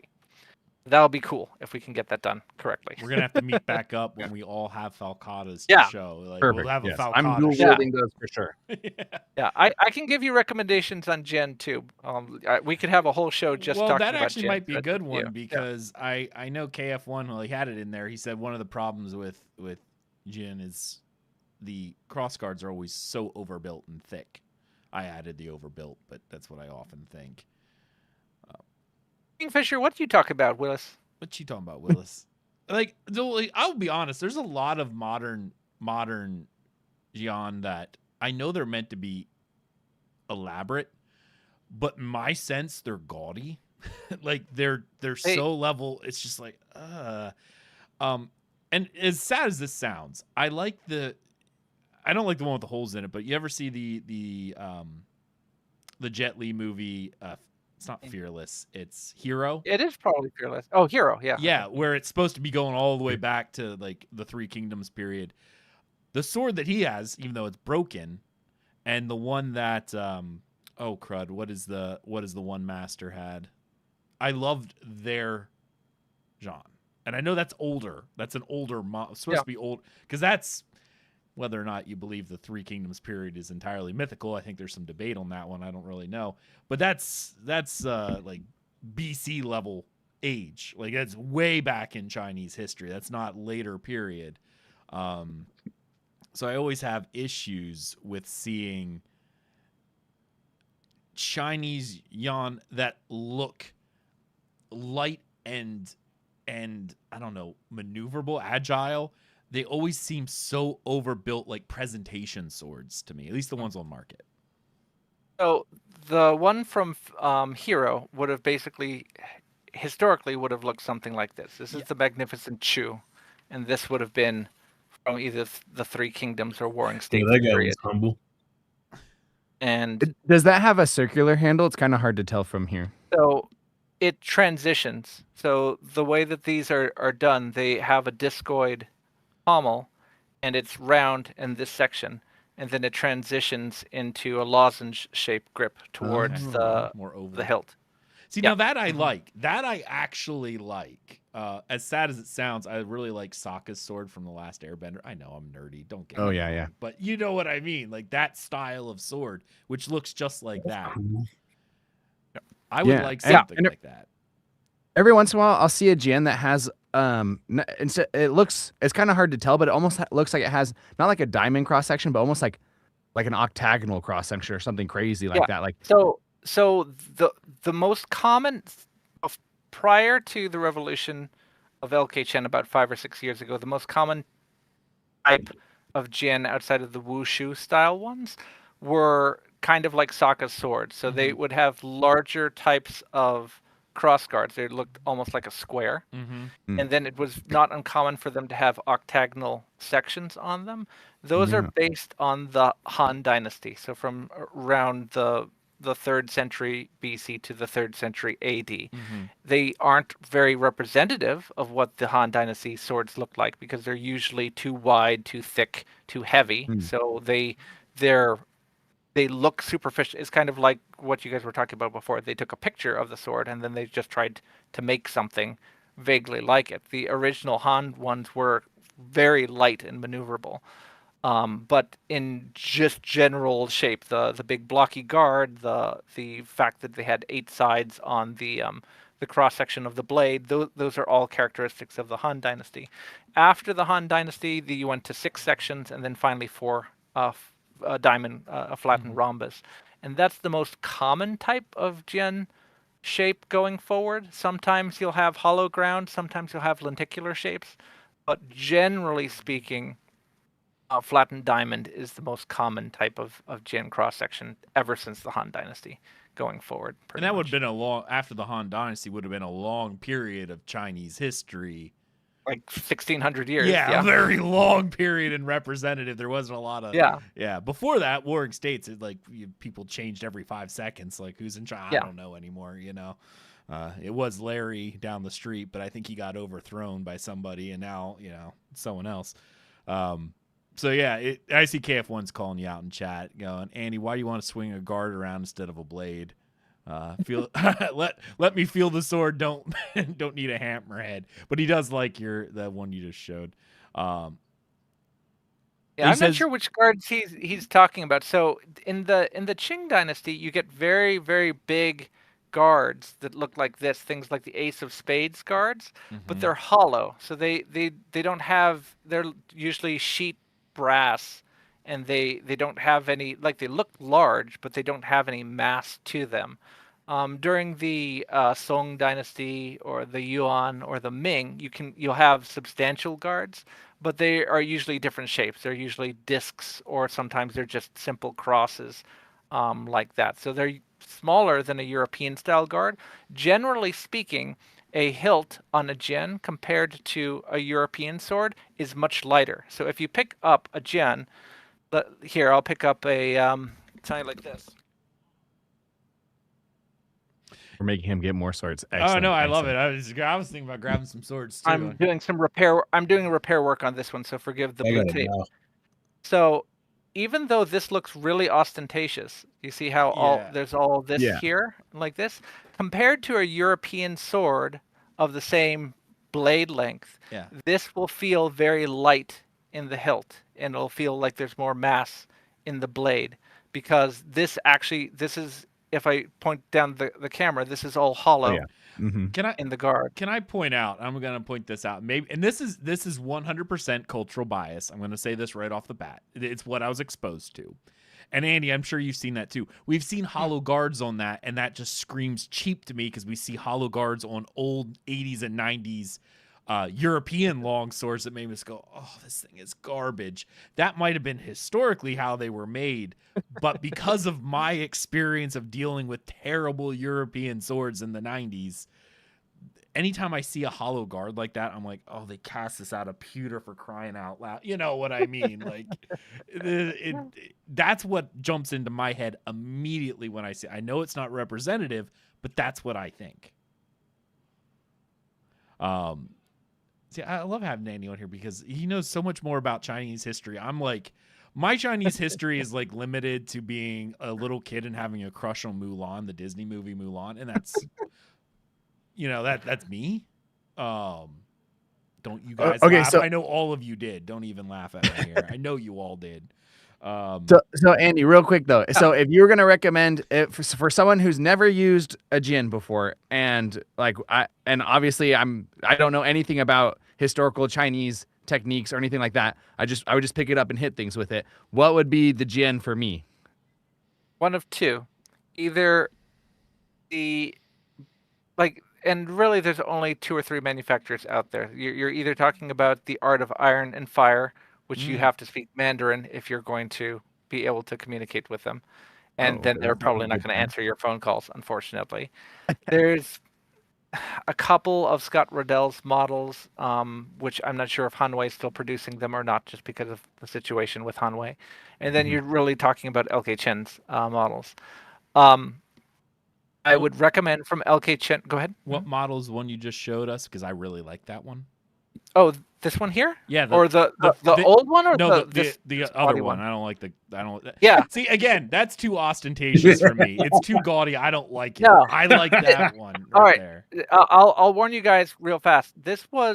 I have handled a lot of LK Chen swords over the years. This was the first LK Chen sword I ever put my hands on, and it is still one of my favorites. This is obviously a very old sword, and it's the Magnificent Chu Jian, C-H-U, Chu. Magnificent Chu. It's beautiful. This is one of those swords that you just pick up and you just never really want to put it down. My camera's not good enough to pick up the pattern welding in there, but it's I can see it. Really subtle, really, really pretty. Yeah. And just absolutely beautiful, and it just feels absolutely gorgeous in the hand every time that I have it. I can't get enough of this sword. I wouldn't recommend this for first, like, if you love the sword, by all means get the sword. But it's pretty light and easy to Han, break. This is Han style Gen, which is not representative of what later period Gen handle like. Yeah. It's closer than the other Han Jin, but it's still not that representative. The two that I would recommend are either the Gale Wind, which is kind of a no frills, no nonsense. Yeah. It's just kind of like solid metal steel instead of brass. Fittings, blue wrap, Ming Dynasty Jin. It's a little bit of a heavyweight. It's not super long. Its balance is great. It will cut through anything. It's almost like a Ming version of an arming sword. Does it have that same looking guard with the brass where it's hollow? It does have some hollowness. Like, that's just how Chinese guards are made. Like, if they're not a disc, they're shaped, and they're usually clamshell and stuck together, or they're open hammered and hollowed around. Yeah. I just want to make sure I was looking at the right one. Or this one. This is probably competes for my other favorite one. This is the Longchuan Jian, so the Long Quan, if you want to pronounce it like that with the Q, LQ Jian. And this one has set several cutting records for me personally, even though it is incredibly light. This is under 700 grams. I have to be careful how I pull this out. 700 grams? Yeah. This is, even though it is incredibly light, this is cut through the thickest targets that I have access to. Wow. Like, it has cut through targets so thick that I was just stunned into silence because I did not expect it to be. You were getting ready to write a funeral dirge for your sword that was going to break, right? Like, yeah, this ain't going to get it through this. This sword is stupid sharp, and what is that one called again? The Longchuan Jian. It may be called the Longchuan Dragon Jian because it does have the Longchuan Dragon on it, but I think it's just called the Longchuan Jian. KF1 in chat is asking if we have any thoughts on the Flying Phoenix. I like the Flying Phoenix. So the Flying Phoenix is probably his premier sword. I think it's the one that he designed. He spent the most time designing. It's a little bit bigger. It's like a hand-and-a-half sword, and it's one of the only swords that I've actually injured myself on. What? Yeah. How did that happen? And in 20-something years, it's the only time the sword's ever drawn blood. You, gay raptor. I was just finishing up, and I was doing my form, and I was putting the blade away, and I just reached just past the guard with my fingertip, and I just touched it very lightly right there at the ricasso, and it just went straight through my finger, almost down to the bone. Oh, Wow. So, I yeah. I had something, well, not like Sharp. that, but a sword issue like that. I'll tell that after you're done here. That's great. Yeah. No, so I definitely recommend the Flying Phoenix. LK Chen, I think, has a love affair with the Flying Phoenix. I think that's his personal favorite Yeah. model of any of the designs. So you're gonna get a really nice sword if you pick that one up. Okay. Good to know. Cool indeed. Yeah, man. I had an oxtail dowel. Ah, I was like polishing that. Yeah. Oh, You've no. been doing a lot with Dow lately, Tempest. Like I see you doing like double blades with your Dows several times, doing multiple cuts. Like, and I've never used a Chinese blade before in my life. Like even me, I want a Gion solely for collection. Like I would probably cut with it, but I wouldn't cut a lot with it because I don't know how they handle. But I want one for collection. And I want weird swords for collection because I collect mostly European swords so I can use them. But I want weird ones for if something like I said, the Killage. I think they're elegant looking. I don't think I'd want to cut with them. I will, but I don't care about the martial art behind a Killage. But I still want one to hang on my wall because I think they look really, really cool. So, and there was something that, man. you know, like you go to, my goodness, my grandmother has katana on her wall, you know, like everyone has those. So that's a joke, but yeah. When you go in and see something very unique, it's like, whoa, what is that? I actually plan on doing a trip down to the Met at some point. I want to check out their arms and armor section because they have some pretty cool stuff coming up there. But yeah, so cool. Before we wrap up, I think that's what we're gonna do because if you like weird, try African swords. Yeah, Tusk. I don't even. African swords are always so strange to me because it's like they're sword, but they're also throwing weapon, and they're also some weird shield hook thing. Like the one that I think is probably the most unique I've ever seen. It looks like it's a standard blade, but then it goes up into forms like this shape at the top. Like it's open. Oh, It's yeah. like a round like crescent. Like a crescent. Yeah. I don't know what it's called. The Black segment. man. Is that what it is? Kakalaka. Is that what it's called? I don't know. I no, don't even know what it's it is. probably a Nombe sword. I have Google Kakalaka. I'm pretty sure that's it. Some of that starts with No, like a U or something. Right? a kakalaka usually is curved outwards. You're talking about one that curves upwards. Inwards hooks, into a yeah. I'm pretty sure that's a Nombe Yeah, sword. and I then you have one throw it with a and then it single has like hook. this Hang handle. on. Oh, he might have one. See, this is great. He might actually have one. Wow. Yeah, I know African swords are some of the most unique things I've ever seen. So here's an example of a single hooked Nombe sword. Yeah, Oh. very similar to something like that. Mm-hmm. Oh, But the ones I've okay. seen had two hooks, and they kind of go Yeah. together. Oh. Yeah, so all these Congolese swords are very, very thin. So they're Yeah. usually between like 3 and 2 millimeters when they get out there, and they're typically quite short. So these are usually on the order of like 25 to 40 centimeters in length. So they're somewhere between a big knife. Like oftentimes when you're reading 19th century accounts, they talk about they're going to meet with the tribes and they have large knives with them. That's how they describe them instead of swords. I mean, it's about But, machete length. Yeah, it's about like a machete length, but they definitely use them to fierce effect. So in this case, again, it's the edge. This one's not sharp, but it would be edged on this side rather than on the side. I got to give those guys had some heart to them because I've seen a documentary at one point. I forget what tribe it was, but one of their like coming of age was hunting a lion, and you see them making these spears, and they had these little leaf blades, and I'm telling these leaf blades look like this big. Like I'm sitting there going, I think I'd want a bigger spear point if I was gonna hunt a lion. I'm like, That's all it was. It almost looked like a Roman phylum, like the spearhead, and it just this little tiny leaf on the end, and that's what they hunted these things with. And I'm like, nope, hard pass on that one. But those men were incredibly brave to hunt lions with something so small like that. I'm like, oh, that's not what I'd want. Braver than me. Yeah, I'm not doing that. I'm a boy for life at that point. You know, there's no coming of age for me. But no, that was fantastic to see. Like the documentary was great, and just the bravery that these young men had to go put themselves in danger with such a tiny weapon was something that just amazed me. Absolutely amazed me to see. I just wouldn't want to do it. So, yeah. So let's to wrap up.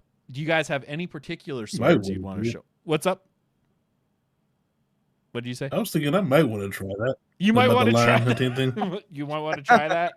Tempest is the most man of any of Yeah, I know. four of us. All of us flat declined. You're like, I might try that. No, we're like, nope, forget that. If you guys want to show off any particular sword that you may have had or something that's special, that'd be cool. I wanted to show this one off.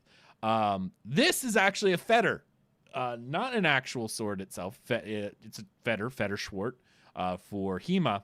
This one making 9,000. Yeah, this is from Krieger Armory. I just got this one. I will do a full review on it at some point in the future, and I've been talking with Sean Krieger about this one because he sent it to me. Now, I bought this sword. Now, there's a bit of a story with this one, and this took me like a year and a half to get.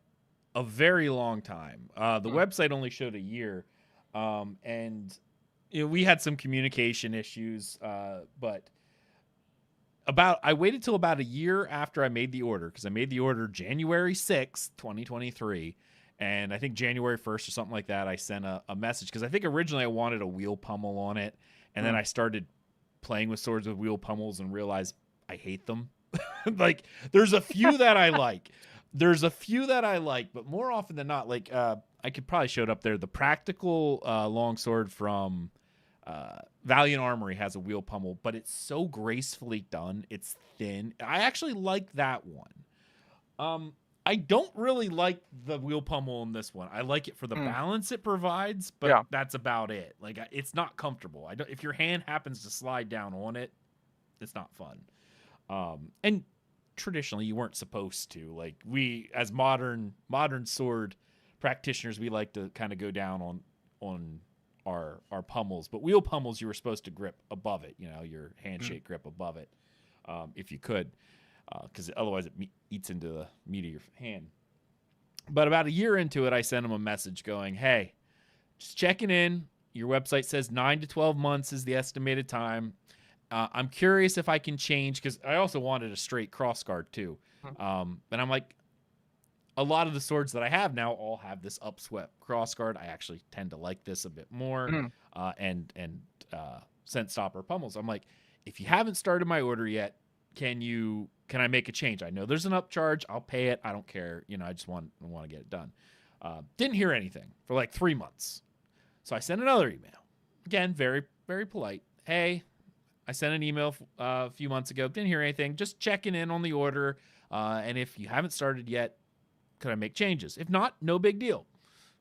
Nothing. I think I waited 2 months. So then I finally sent a message, and I was like, you know what?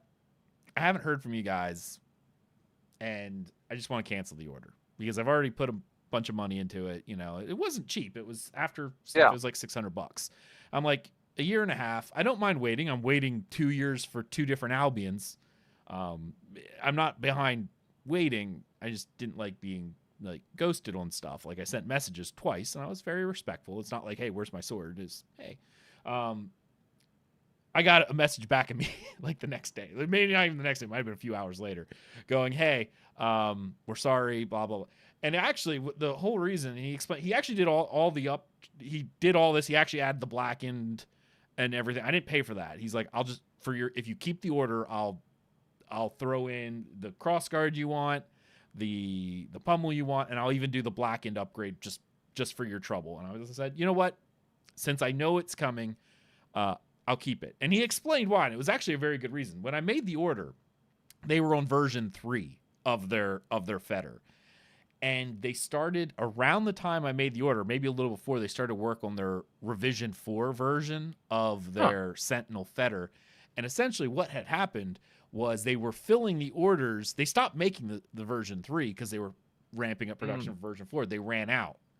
And they upgraded all the people who didn't make the list for V3 to V4s. And the V4s are more expensive. So we got them at V3 prices. But I'm actually glad I waited. And I spoke with Sean. Great guy. So again, I don't want to do too negative. It just kind of sucks when you send multiple emails and not even an acknowledgement until you threaten going, hey, I want refund. And then all of a sudden they answer right away. You know, it seems to be the case for a lot of people. And I know it gets lost in the shuffle.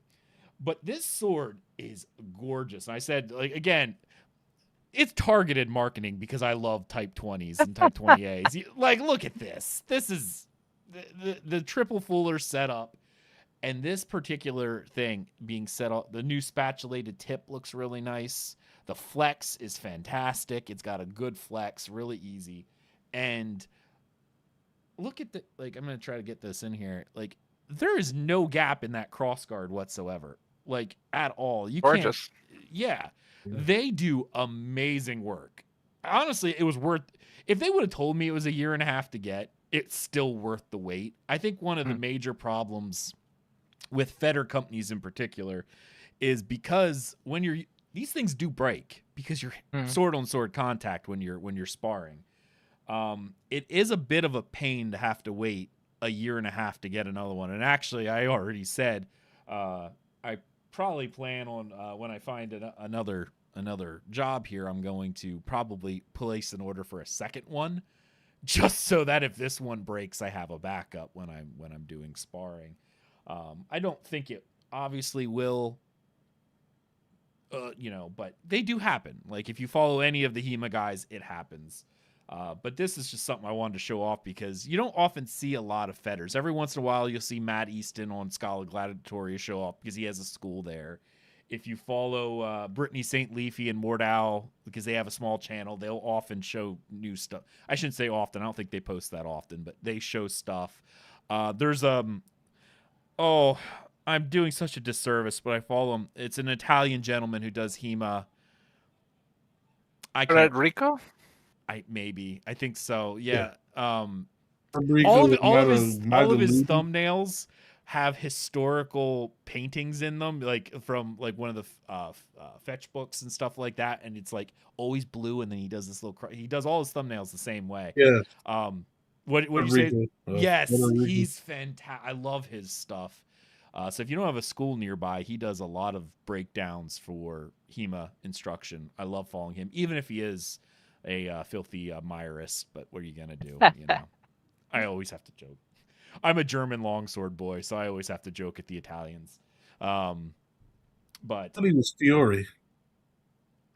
well, Meyer and Fiore. A lot of people follow Meyer. Fiore is one of the bigger ones. I think it's later. Is Meyer first and then Fiore was afterwards?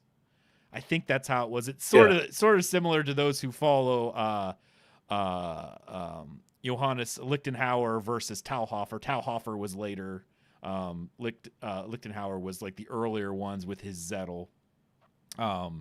That kind of follows forward. His was like one of the first of like the documented fighting manuals, and then later on you get Talhofer, you get there's another German one I can't remember, but they were like 50 years after Johannes Lichtenhauer. So yeah, so I think that's the way it is. I think Fiore was a later period fencer who was often inspired by Meyer, but you know they tend to have the same. Look at actual museum pieces. Wheel pummel, not wheel pummel. Old man can't type. Oh, okay. I was looking at chat. So this is something that I really, really liked, and I wanted to show off because not a lot of times people show off fetters, and this is just such a gorgeous fetter. And for those of us living in the U.S., they are a U.S. company, so that's also nice. You're not, I think they're down in Texas, honestly, if I remember correctly. If you want to check out their stuff, I mean, the way he was explaining it, they also started a new CNC milling type thing for these blades. So the wait time will be considerably shorter than the time I had to wait for it. So that'll be helpful. But yeah, this is pretty nice sword. Like, it's just gorgeous fetter. And the last one I have to show off is my baby, because I don't get a chance to show her off that often. But I'm going to show her off, and I'll take her out of the scabbard. So this was the one that I worked on. This is the Swordier SWM 1013. This is the one that I had a small amount of input on with Alex. I spoke to him. Mostly I did the blades. I actually didn't pick the fittings. He picked all these fittings. I don't know if I would have went with the double ring if I had the choice, but now that I have it, I kind of like it. It's pretty nice now that I have it. And I think it's super fitting, especially given the time period, because I know double rings didn't really start coming into the very, very, very late medieval period, if not the beginning of Renaissance. But I also know Type 20s being also pretty much the last swords really in the oakshot typology, and kind of being like, I think they were like the alternative option, you know, like whether or not you're getting a PlayStation or an Xbox with the 18Bs. I think they were parallels, but these were a bit more like the great swords of war. They were more robust. They were a bit thicker. You know, these weren't the everyday carry swords, and those are the kind of like, because if I go back in time, I like the 12As and the 13As. Like those are the swords. I'm like, those sing to me. Though I am really starting to like 15As. But again, they're also heavy duty.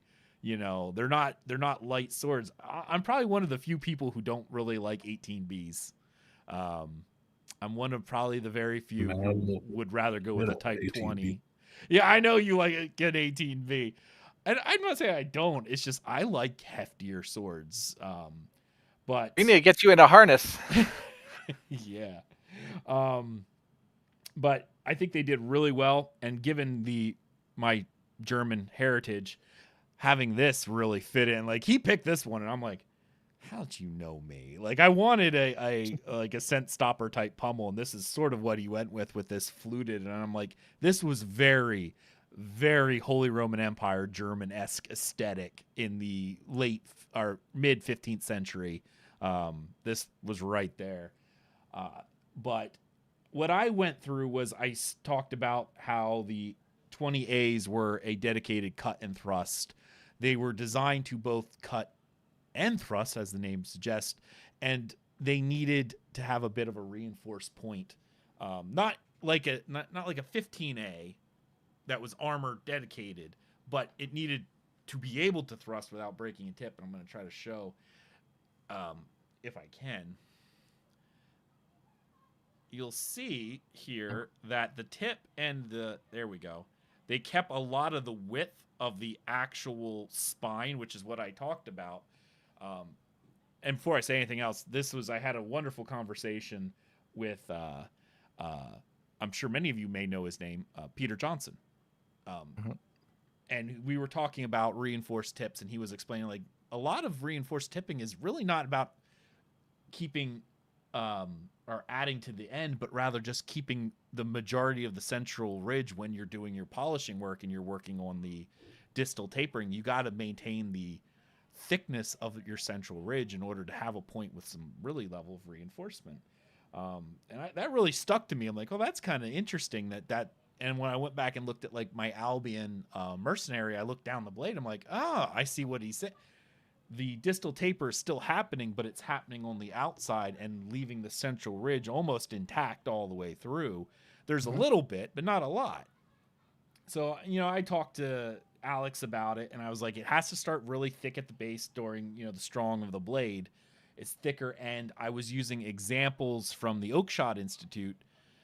There were a couple people who took detailed measurements of blades showing how thick they were, because I was always saying one of the issues they had with the old 20 is there's like no distal taper. I was like, swords have a good bit of distal taper in them. Not, you go too far, it becomes too floppy, but showing the I gave an example of one of the swords saying, here's a sword with about the length I'm looking at. Look at the distal taper. It starts, I think, 4.5 or no, this was like almost, I want to say 5 millimeters. I have to look at it. It was pretty thick, maybe close to 6 here, and goes all the way down to like 2.5 or something like that. But it's even the entire way through. I showed how they took measurements every couple inches. I'm like, look, it's not a huge amount of distal taper at the end. It's gradual from all the way back here all the way up.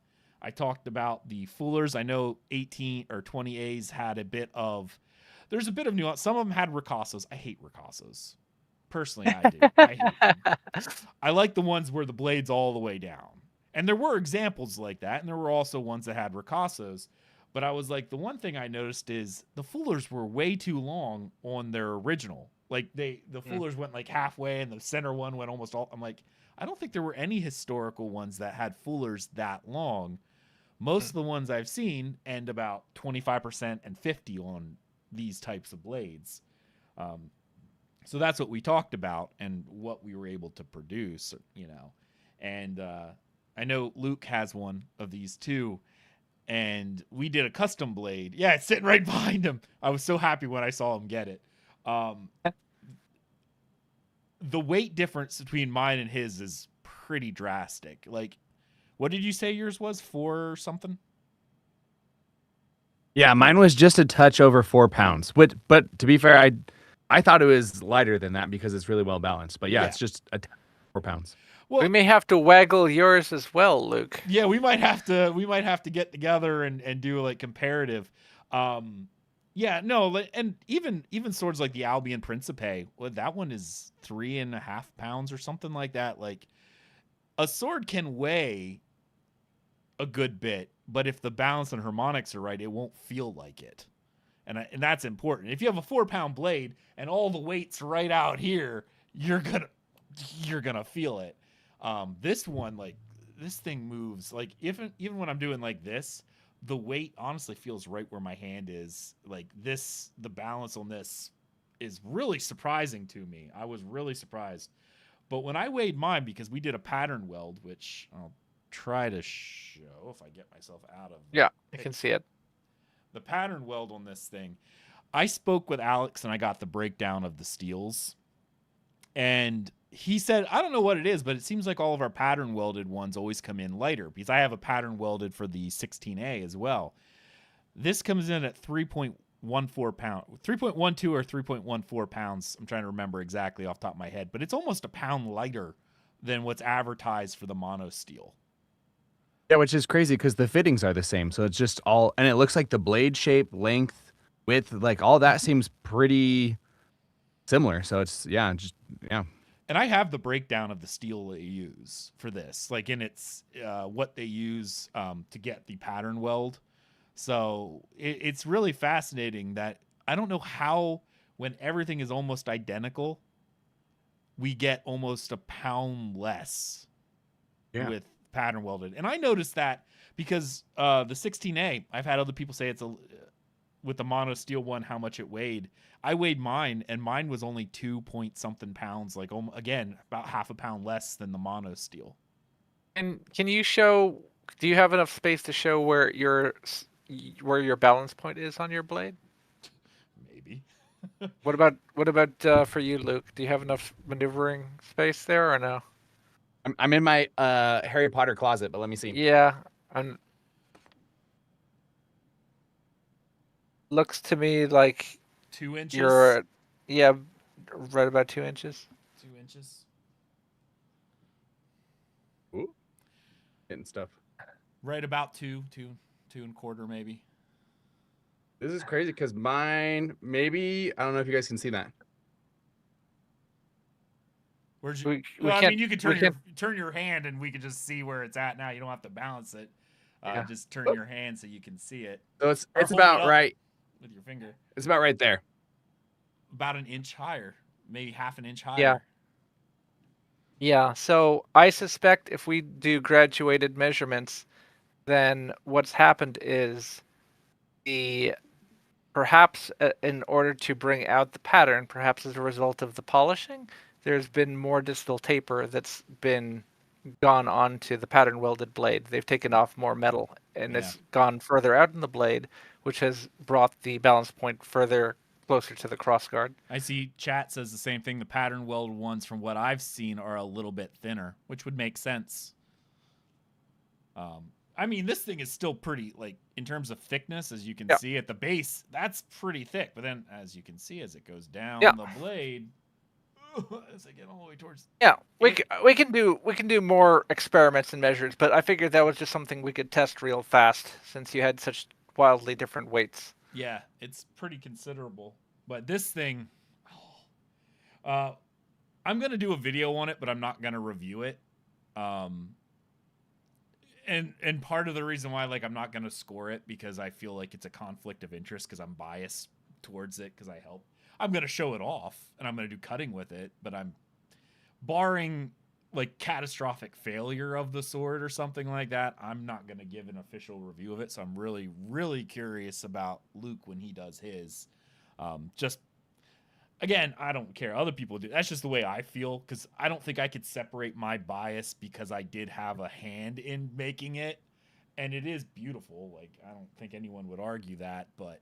So I'm going to show it off and see what I can do with it, but I'm not going to actually do a full rating like I do with other swords, just because I feel like it wouldn't be fair. But Luke's not under that same restriction, so I'm excited to see what he says. I am also excited to test it out. It was so funny because I had one subscriber who I had mentioned that I got the new upgraded 18C, and he's like, "Oh, I'm waiting to decide if, until I see your review before I buy it." And then I reviewed like the Fukio katana, and then I reviewed the Ronin katana, Italian arming sword, and then I like unboxed this one, and he's like, "What are you doing? Like, do the 18C." To all of our very patient viewers, there is not enough hours in the day to get to all the swords we'd like to review. I have some Witcher swords back here too, which you probably can't really see, that were sent to me as well from Swordtubers, and these are fantastic. I have to do those. I have to do a one for Swordess and Shadow Dancer. I got that Morihara geometry katana. I have to do that one. I technically have to do a full review of the Gen 1 18C, because I am going to do one on the Gen 1 18C, because it's still they're still selling it. And I think it's valuable for what it does. Like, it's still good. I don't like the tip. It's not enough tip there. It's way too thin. But I cut with it earlier. I think I have a couple shorts of it. I had the live stream I cut with it. It sailed through pool noodle like it wasn't even there.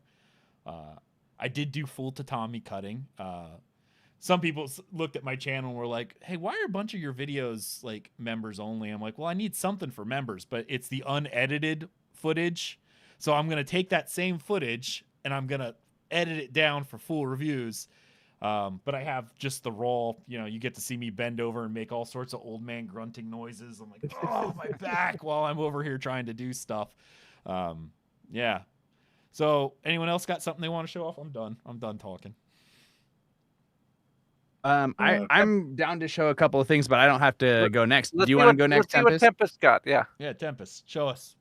Yeah, I had to this is like the Dow that I was talking about, that I was like, 'cause I got it from a friend. He had have you ever heard of Chattanooga Chop?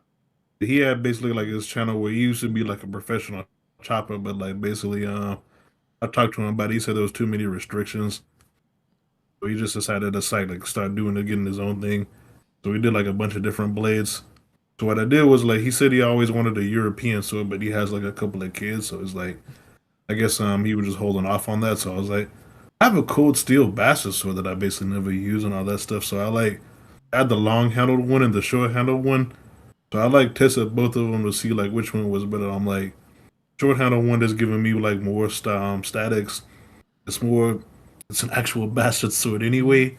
Like, not just the stuff they put on the website, because like someone probably complained about the handle link, but I'm like, dude, this is not a bastard sword, but it's like, yeah. And then when I fucking shook it around, like it didn't have like a shaky guard, so I'm like, this one is better, so I'll give him this one. And then in return, he basically gave me like this Dow here. It was like So I do want to try to wield like one of every blade eventually. Like right now, I'm like using the Dao with like actually mostly a fencing style. If you probably like practice the HEMA, you notice I got like my hand on my hip. Mm-hmm. So like basically like that footwork. I'm like, I'm sorry, but right now I like haven't practiced any Chinese stuff. But I got like the blades, so I was like, okay. So I've done like some saber, and then I'm like, this is a saber. Like it's literally in the name. So with that, then basically I was like practicing with that one. Like it's like a little bit top heavy. Like I think that's the first time I ever had like a super top heavy sword. So like it's a bit difficult to control, but like I'm sure I'll get it one day. Like I was like piloting this thing because like at first like, when I got it, it was like kind of resting and all that stuff. So I was like this would be easy to like hammer it out. So like I like was carelessly like rubbing like the tip because I had like the cloth on it, so like it'll be fine. And I like really because I was like grabbing something, I like felt like a slight pain. I was like, man, this sucks. What's going on? I was like, I'll be damn. I was. I've cut myself more when cleaning my swords than anything else. Yep, oil in the blade. Yeah, that's Like it didn't draw any blood, so I was like, I'm probably okay. But then I was like, nah, you got cut, my man. I'm up to date on my tetanus shots. Let's just put it that way. Yeah. Nice. Oh man. Great. Always love to see a new way Dao. Way down. Oh, awesome. Yeah, man. Cool. This thing is definitely a beast cutter. It looks like it. It has like this weird language. Yeah. I don't get the ornamentation. I always feel like that would get in my way. And I get it's historical. I've seen it a lot. I just feel like it'd get in my way. I don't think this was historical. I just like I had it around and I was like, oh, okay. I noticed that kind of had like a weird. I was like, why not? So John, that is born out of the late Qing when they would come and perform in the city center in order to either garner money or attract followers to their specific school of martial art. So the spectacle was very important. So branding existed even back then. Absolutely. So they would do all sorts of things. You have Dao that have the end of the pommel actually has like a big cage on the end. It has things like marbles and stuff on the insides of it. So that'll rattle and shake and do all sorts of things on the end. But that was a whole, there's a whole business to it where you'd go in there and you'd say, you know, my Shifu can kick your Shifu's butt and that sort of thing. And you'd try and get a whole bunch of new young men to come and start training at your school, and that's how you would make a living when in the lawless period during the Qing, during the warlord period and times like that. So that was an important. It may have had other significance as well, but a lot of gaudy Chinese martial arts practices come out of that period. Right. Where flash meant you might get the attention of someone else. Which is where I think the Arumi comes in, you know, back in India. It's all flash. Sure. People are going to be more interested in that. Yeah. Cool. No, that's awesome. I was just thinking that that's a really interesting way to get beat up. Well, when I think your entire if you're attracting everybody's attention, teaching people to beat other people up, I think it's probably important. I don't know. No, that's cool. No, I've always liked the Dao. For like the blade geometry and how wide surface area there seems like it would just be fantastic cutters. I mean, that's sort of the whole premise of, you know, Luke's favorite sword, 18C. That wide cutting base provides so much surface area it sails through mats. So I noticed the Dao tend to have that really thick, or not thick, but wide cut plane. So that geometry must sail. Have you ever like? What was it? No, I just said it must sail through targets. That's all. Yeah, I was like remembering like this one cutting for like HEMA tournament. It was like the cutting portion of it. There was like 4 contestants, and there was like this dude told a bald face laugh. He was like, "It's really the swordsman and not the swords." And I'm like, so one dude had like a regular sword, and then the other 2 guys had like either an Albion Principe or an Albion Alexandria, and I'm like, so everybody who had the 18, yeah. They were like, man, it's not the guy. I mean, it's not the sword, I'm it's the sorry. dude. I'm like, if you're using a type 17A in a cutting competition, you're not beating someone with a Principe, no matter how good you are. Yeah. and I'm like, yeah, because I was like, our instructors tells us like not to use that one because it makes cuts too easy. Yeah. So like everybody who had like the Alexandria and the Principe scored in like the top 3, and that one dude who had the regular sword came in dead last.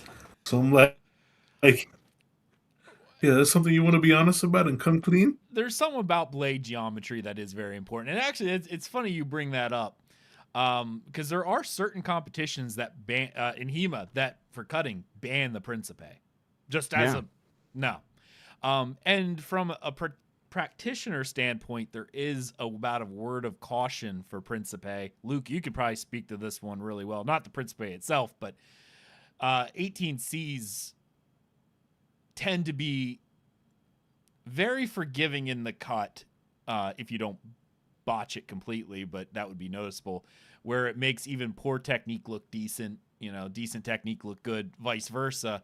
And because they're so forgiving in the cut, you can learn some very bad habits that don't necessarily. Yeah, that's a really good. That's an interesting thought of, and actually, I was gonna bring this up a little bit when showing one of my swords. The difference between a sword that's a really good sword and a sword that's a really good training tool. And I think it is, like, depending on what you're trying to do, I think it is important to have both. Like, it is nice to have a sword that just works really well as a sword and does what it does really well. Like the Principe is a really good sword and does what it does really, really well. Yeah. But just like Tempest was saying, that doesn't necessarily make it a good training tool. Like, it's a really effective sword, but it's also good to have tools to train with. So yeah, it's I think that's an interesting distinction. And when you're looking at what to buy, yeah, it's easy to be like, oh, I always want the best sword that's going to give me the best results. But sometimes it's worth getting something that'll act better as a tool and might be a little bit worse as a sword, but like better as a tool. I don't know if that makes sense, but yes. No, it does. Yeah. I think one of the problems and part of the fallacy of why the Japanese swords have got this reputation of being supreme cutters. They're very good, don't get me wrong, but their blade geometry by themselves makes cutting, like, it's harder to do a bad cut with a katana. It really is. Like, you have to be really off because the blade geometry and the way the blade's shaped, the way the balance is done, it just drags the blade through targets really, really easily in many, many cases. But this might be a discussion for another show. I don't want to run too late, and I know I've already run people. Andy, you got anything you want to show before we end off here? And Luke, then we'll get to you. No. I've showed plenty of swords. Unless someone wanted to look at one sword in particular. I do want to see your custom Byzantine sword if you have the Paramarion. Yeah, hang on, I got it over here. Again, I didn't. So I should warn everyone. Like, the scabbard of it is per the instructions I gave him, and unfortunately, I didn't do due diligence in how I both did the research and communicated it to him, and as a result, I'm not really happy with how it came out. But that's not Sam's fault. That's my fault for communicating it. So I don't hold this against him. But this scabbard is not really representative of what he can do because he makes beautiful scabbards on his other swords. So I just kind of chuck the scabbard off when I'm showing it, even though it did come with a scabbard. But this is like the hilt work on here is just really, really, really pretty. This is a very typical type of Eastern Roman button guard here, and there's maybe 3 or 4 different types of cross that we see on these types of early Bulgarian style sabers. Mm-hmm. And they don't have a tremendous amount of distal taper, but it's got a decent amount. And sometimes they're almost straight, like a backsword. Other times they're gently curved, like this one.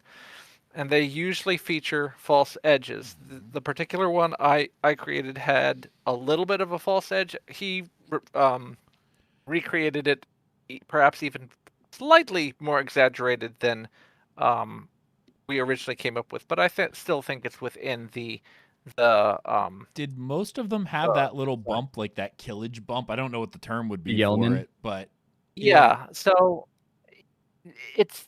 this is where it's difficult to say because the blade is so thin at that point that the material has eroded and been destroyed. So whereas the spine might be intact, by the time we get to the Yelmon, sometimes you can tell that the Yelmon is taller, but the transition here will have deteriorated and be lost. So you can't really tell what the geometry looks like transitioning from the flat spine to the Yelmon. So I think that this could require a little bit more study. There's probably a couple different ways that it could be executed. Um, I think he did a pretty good job. I think This is a fair representation of what it could look like and where the false edge could start. What's the cross section geometry like on it? It's a flat wedge. Flat so wedge. It's, Okay. yes, so it's like Hirozukuri Yep. cross section in Japanese.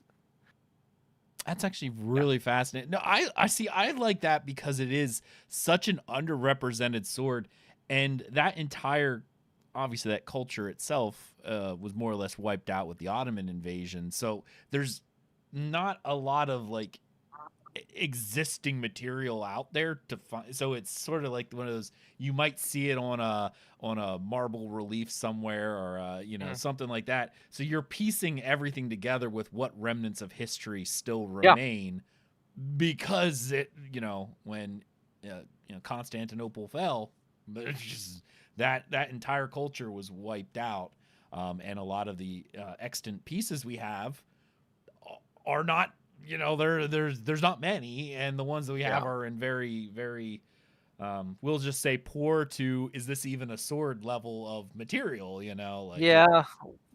have some grave finds. We have some finds from wrecked ships. Mhm. We have a couple of shipwrecks that have some examples. It's mostly like hilt furniture. So we have this and this surviving, and just a handful of blades. But it's an interesting piece of history, and since I study like the early development of sabers in particular, so that's kind of like where I cut my teeth most. I study every sword, but that's an area where I have a particular amount of study. That this is an important piece of that whole family of swords. I see GU in chat, GU, yeah, if I pronounced it correctly, says, I can tell that a Tache is easier to mess up a cut with than an Uchi katana due to the more pronounced curve, making it want to go sideways if you lack control. I mean, I could imagine. I've actually looked at, especially Tachi, because of their length, tend to have such a huge range in curve, where there's some of them where I'm like, if you're not careful, you go to swing back, you'll stab yourself in the back, kind of thing. There's such a deep curve in some of the Tachi. It's sort of crazy to see. And I can imagine the more curved the blade is, it would be easier to start getting your edge alignment off. But yeah, it tends to be true. I know edge alignment on European swords is a lot harder than Japanese, especially when you're dealing with spring steel, because depending on it, they tend to like to wave a little bit. So I've flubbed some cuts like that. Luke, what do you got for us to end off the night?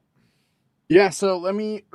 These are swords that I have done a little bit of reviews on, so some people might have seen these already. Yeah. So I just want to show the Fukyo katana. So the reason why I want to show this is just because kind of like the story I was sharing, where the romance man is like, "Hey, do you guys want to do, or do you want to do a katana?" And I was like, "No, I'm good." And they're like, "We're gonna send you one." And I was like, "Oh, okay." And at first I was like, "Are they gonna charge? Did I just accidentally? Did they just upcharge me? Did they just upsell me on a sword?"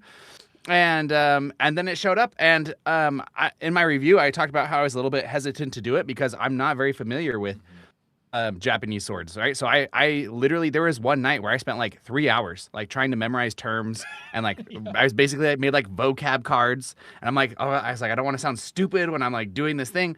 And so for me, that was just, it was a really fun experience to just discover a new sword, a new culture, and it was exciting. It was exciting to be like find something new, and they handle a little bit different. I don't have a ton of experience with different katana, but so it was just I don't know. It was like discovering swords again for the first time, which was a really fun experience. I had to get this because I see Trump Poke over here said, "Hey, how do you like the VA Practical?" Right here it is. This is the VA Practical Type 16A. Dude, this thing is so light. Like, actually, it's definitely light. Well, I don't know. It might not be lighter than that. Well, it feels light. The balancing of this thing is fantastic. It was actually Trum who keyed me off to it because I think someone did a review on it. I said, man, I really want one of those. And just some random months later after that comment, I get a reply to my comment on someone else's video. Hey, buy the sword. There's one available in VA if you want to go pick it up. I'm like, done. I went and bought it that same day.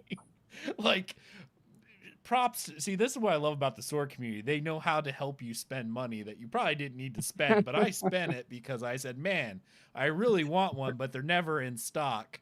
Months later, random comment on a comment I made on a different video. Hey, there's one available if you go snag it. And I did. But yeah, no, I actually like this a lot. Like, I haven't cut with it yet. Because I want to do a review of it, so I want to do the paper cut test and everything before I, damage it, more or less. I want to get through all that, do a tatami with it, that kind of thing, from factory out of the box sharpness. But this thing it's quite nice. It's my second VA piece, actually, second one. I have a Valor up there as well, which I bought from a gentleman on Sword Buyer's Guide. He was selling it, and I'm like, well, I'm going to get one because I actually have an order in for an 18B, one of the VA Tauber longsword from A-Trim. Probably the only 18B I'll ever own. Well, I shouldn't say that. I'll probably own more, but, I wanted to try an A-Trim out, and so I got that one. But, yeah, no, and I'm going to make one more request for you because I'm jealous, Luke. Can I see the Nick Miller sword again? Oh, I gotta go grab it. I gotta go. It's actually upstairs. I didn't put it in the closet because I don't have a scabbard for it, and I was worried I was gonna die. I thought it was behind it. No, you don't have to run and get it then. But you can go get it if you want. I'm actually gonna have to bow out, guys. I'm hitting my hard limit, so I'm gonna have to run. But go ahead, Luke. You can go get it for the sake of the audience. I think that might be fun. Okay, we'll end. I'll be on one. I'll show. Perfect. Later. We'll end so there's one final thing I want to end on. So so if you guys haven't gotten a different sword from a different culture, like a different type of sword than you're used to, then I would just recommend go out. Like the Fukyo katana was so great because it's a sword that's it's $200 basically, and it works really well as a backyard cutter. And so it was just like, for me, that was a wonderful sword because it's in the price range that most people could get it, but it's also, it's a beautiful way to get exposure into a new culture and new types of swords. And then on the other realm, like we were talking about, I think this sword would be a great example. This is the Ronin Katana Euro number 4, a great example of a great training tool where it's like a little bit heavier than you'd probably want for an arming sword. The handle's a little bit longer, so then it almost feels more like a bastard sword, like a hand and a half sword where you could use it one hand or two hand. But this is a sword that when I started using it, I was like, whoa, I'm getting so much more feedback than I normally get with some of my swords. Like, especially if you're used to using like a really nice 18C, for example, or like I don't know. So when I started using this, I started getting all this feedback, and I was like, oh, okay, so that's really interesting. And then I can start improving my, if you're doing a martial art, it's an art form, you're trying to improve yourself, you're doing it because it's beautiful, but you also learn something. And so that's another way to look at swords, right? One is it's a window into history, it's a window into that culture, but it's also can give you some feedback in your own progress and progression, what you're learning and studying. So anyways, those are the two swords that I wanted to show because they taught me something interesting as I was using them and learning about them. And that was a really fun experience that I got from collecting swords. Awesome. All right, guys, this is where we'll end for this this Swordtuber Live here. Once again, be sure to check out, and I'll have a link in the description for Andy's the la tracks swords. Inside joke. For his Patreon, go check that out. Definitely follow that at the very least. If you can support, obviously do that. But if not, don't worry about it. Just follow his stuff. Be where he is, because what he does is he generates some really great content. Definitely more on the intellectual level for those who really want to dig into swords and learn about them. So definitely check out his work as well. So I'll have links to all that as well. So we'll probably do this again in the future. The next show, I already have some mind, and I'm going to reach out to a few people. But of course, if you're a sword tuber and you would like to join one of these, send me a message, because I think I want to keep these going because I like them. They're a lot of fun. And hopefully it gets people to find sword tubers they may not have known existed before. So, all right. And you say bye, everyone. Bye. Go buy a sword.